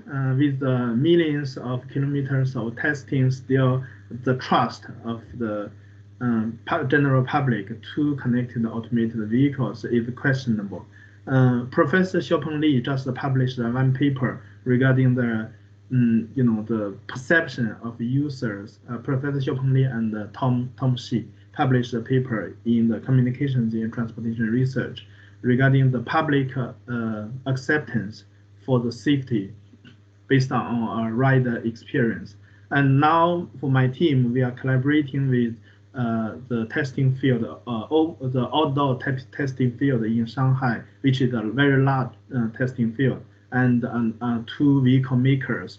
We are testing the different scenarios of based on scenario 1 is manual driven vehicle, scenario 2 is automated vehicle based using the company's L4 design, and scenario 3 is with the signal vehicle interactions. Scenario 4 is centralized platoon with signal adaptation. So all those scenarios, we are conducting substantial amount of tests, and hopefully we will complete the test, and we prepare a paper and submit the paper that will reveal some insight regarding safety to give the public general public the confidence of using this connected automated vehicles in 5 to 10 years time.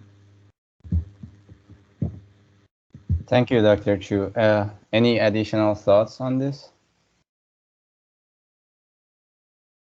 If not, let's move to the second question.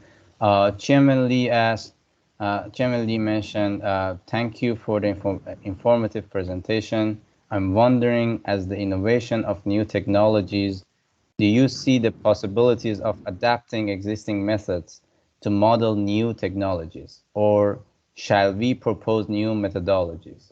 Thanks.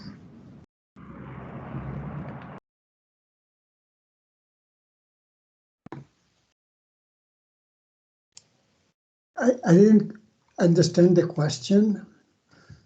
So let me read it again. I'm wondering, as the innovation of new technologies, do you see the possibility of adapting existing methods to model new technologies?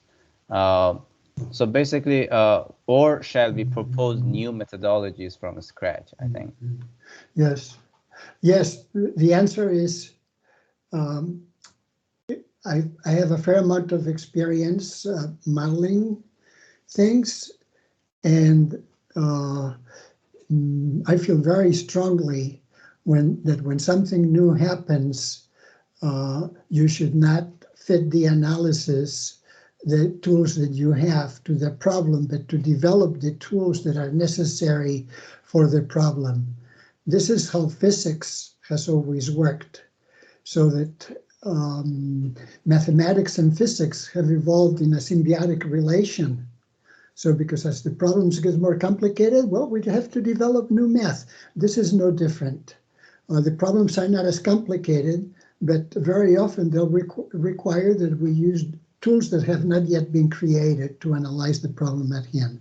So I have a strong feeling that the answer is yes to that question. Yeah, and if I can add something, I absolutely agree, and this is true on, I think, on sort of two levels. Let's call it the supply side and the demand side. So I mean, first we often, well, not always, but quite often anyway, we need new, well, let's call it supply side methodologies, things like volume delay functions that work for different modes, volume delay functions that work for connected vehicles and so on. But then you also have the demand side. I mean, it's really hard to estimate and forecast how people will use and adapt to new, I mean, really new supply of various kinds of transportation possibilities. I mean, what we can do is to look at past behavior and try to sort of generalize from that to try to forecast what will happen in the future. But I think that for each new wave of technology, for each new wave of societal change, we need to make sure that our behavioral models, our sort of demand side models, are adapted to a new method. And I mean, it's always tempting, I think, to use what we have to forecast really new things. And if we don't have anything else, then, well, that's better than nothing, I suppose. but we need to make sure to sort of re-estimate both the demand side and the supply side modeling to make sure that we adapt to new possibilities. I 100% agree with Carlos and Jonas. This is exactly why we, as researchers, we pursue PhD degree. We want to develop something new to the existing state of the art. Paper, a journal paper is believed to be publishable. At least we need to have models, algorithms, incremental to the state of the art, especially in transportation area. We are now in the revolution process in the past, and now it's very different. We have a lot of new problems and new issues to deal with, and we it is a good timing for PhD students in transportation area.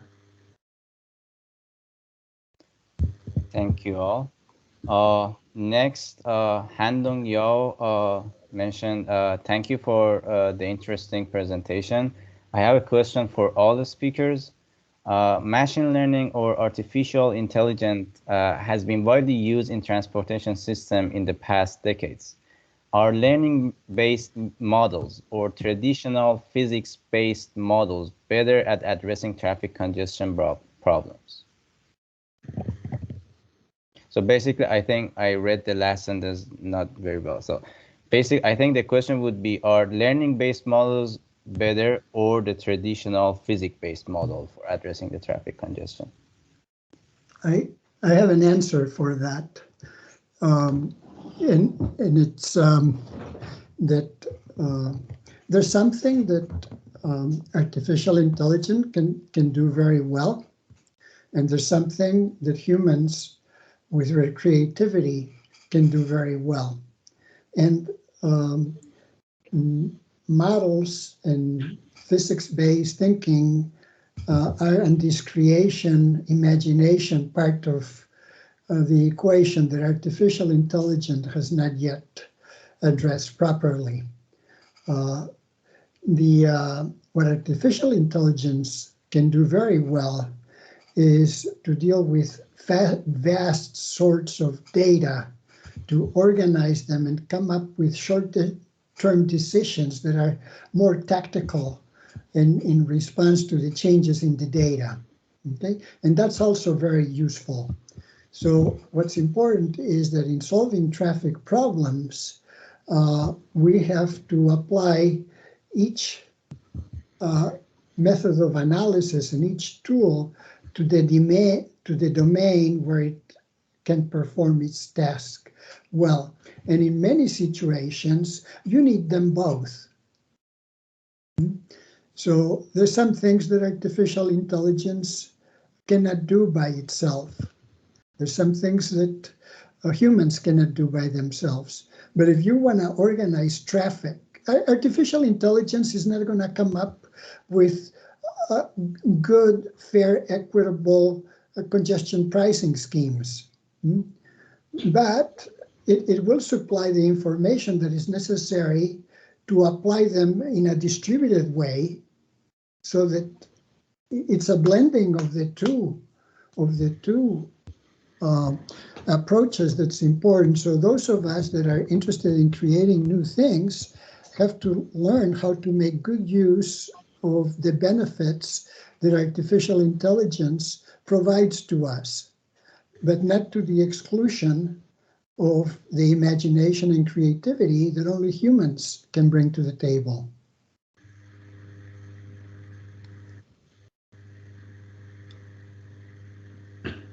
Yeah, I totally agree. I mean, personally, I think like machine learning techniques, I'm worried about if we use machine learning techniques in future for everything, because as you said, they would not have the creativity that peoples have. They would only be sorry, they are only able to make decisions based on the data that we gave them, or based on the rules that we are applying, and that would not allow these machine learning techniques to think out of box, I believe. Maybe in 100 years, maybe they will, I don't know, but the key is imagination. Right. Yes. You have to be able to imagine things that you have not yet experienced. Right. So if you base all your decisions on experience, it's very difficult to come up with radically new things. You're confined to just marginally modifying what already exists. One thing I want to add is actually they are not conflicting with each other at all, because for some learning-based method, there are physical informed or physical induced learning-based method. On many occasions, we need a combination of both. Which methods are more, the method itself are not so important as long as they are useful. We need to evaluate which one is more suited for which type of problem. Thank you. We have another question from Ju-Wei Chen.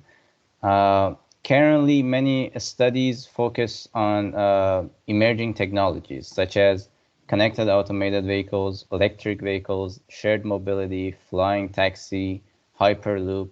But many people also realize that connected automated vehicles will not be widely deployed at any time soon. On the other hand, there are many problems in the existing transportation system that seem to receive less attention. As a transportation engineer, shall we focus more on problems in the existing transportation systems or those on emerging technologies? Well, that's actually a very good question. To some extent, go where your heart leads you, I suppose. I mean, it's often possible to contribute to some kind of improvement if you're really interested and in the problem that you're solving. But personally, I would go more for addressing problems rather than chasing new technologies. Saying that, I happen to be the kind of person. I'm an early adopter of almost any kind of technology. I love the idea of flying cars and everything. I think is wonderful, and we should definitely be there thinking about it and regulating it and try to spur invention and everything. But I would phrase the question slightly different, namely not so much looking for problems, but looking at ways to improve the transportation system. And that's something a little bit different, because if you think about congestion, for example, we know that congestion will be a problem in urban cores because many people want to be at the same place at the same time. So what we can do is to reduce congestion and make sure that we have the right balance between benefits and costs. And that's one of the fundamental problems with transportation systems, which will never go away. So what we can do is try to think about how can we improve this, and we can improve this through technologies, we can improve it through pricing, we can improve it through perhaps better planning or digital systems and so on. But some problems we can't really improve. So I think it, at least to me, it opens up my mind for more fruitful problems when I try to phrase things in terms of how can I improve something through technologies or through something else, rather than going about and thinking where are the problems, because that's something else.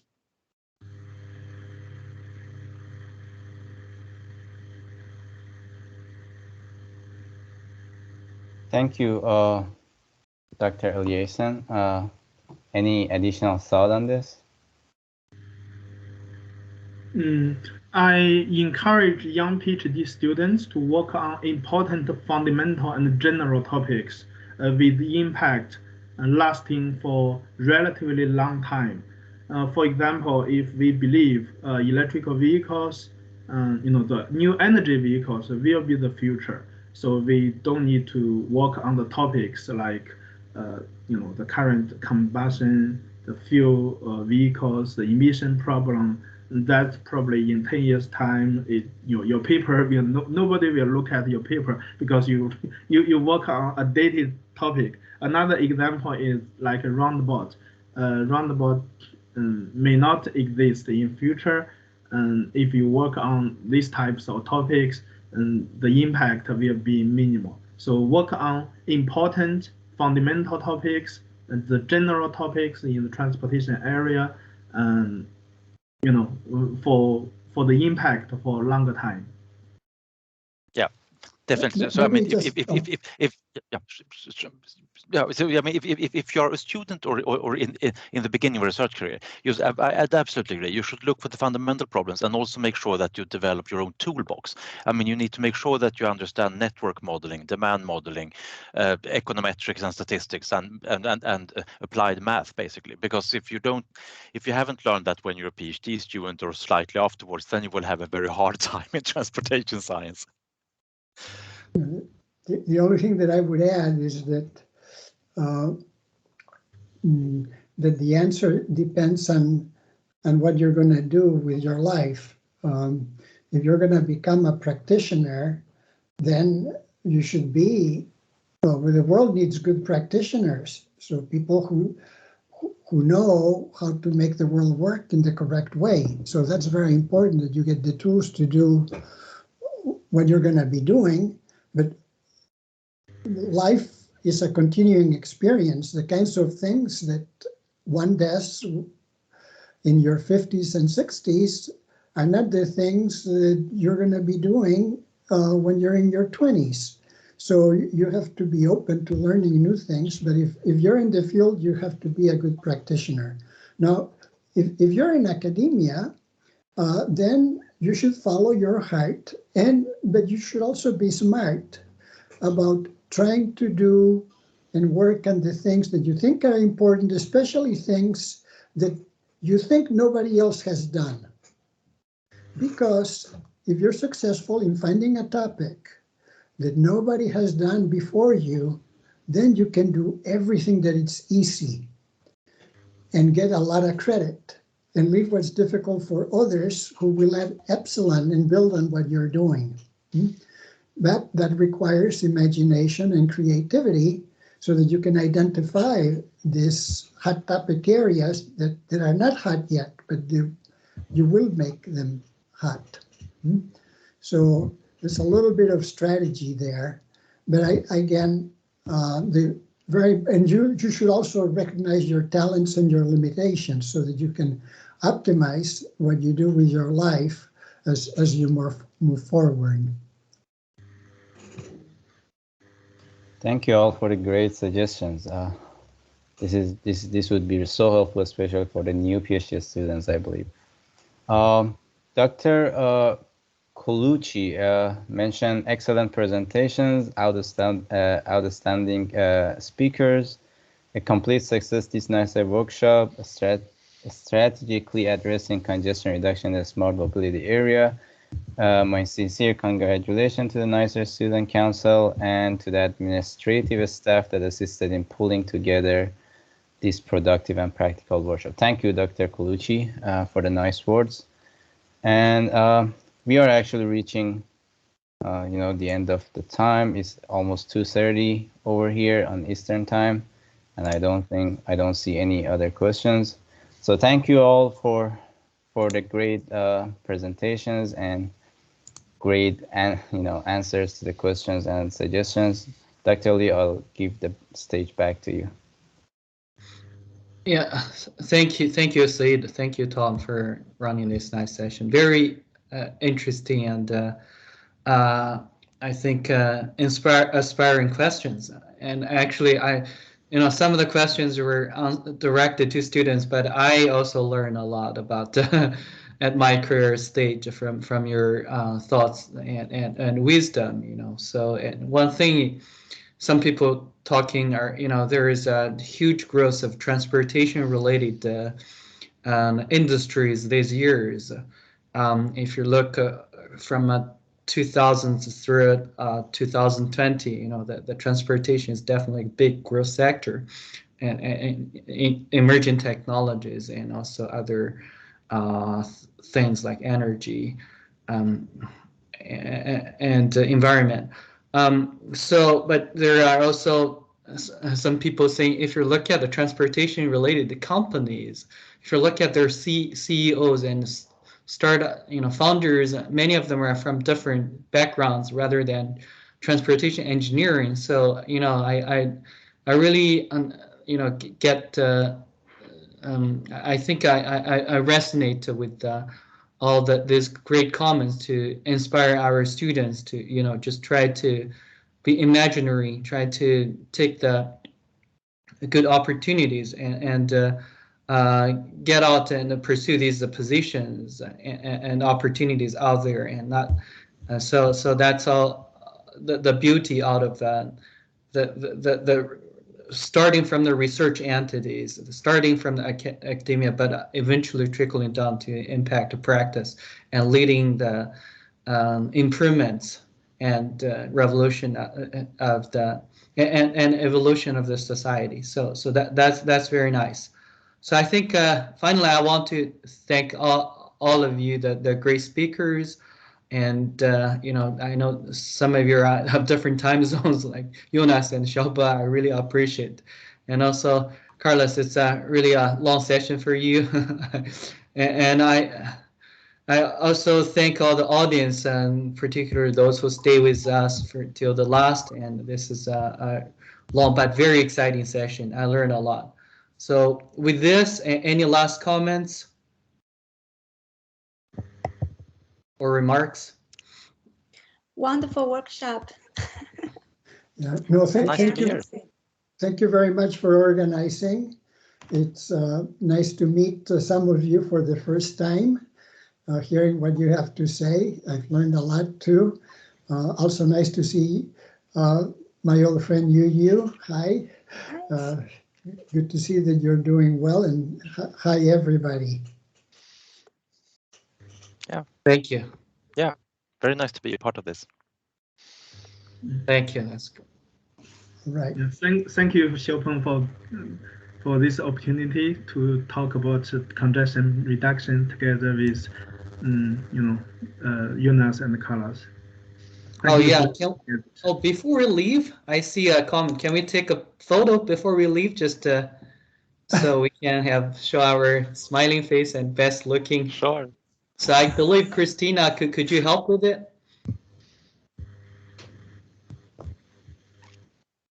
Okay, ready? 1, 2, 3. Thank you. All right. Wonderful. All right. Hope you have a good one. Very good. Bye-bye, everybody. Bye bye. Thanks a lot. Thank you Bye bye. all. Thanks a lot. Thank you. Have a nice Bye-bye. day.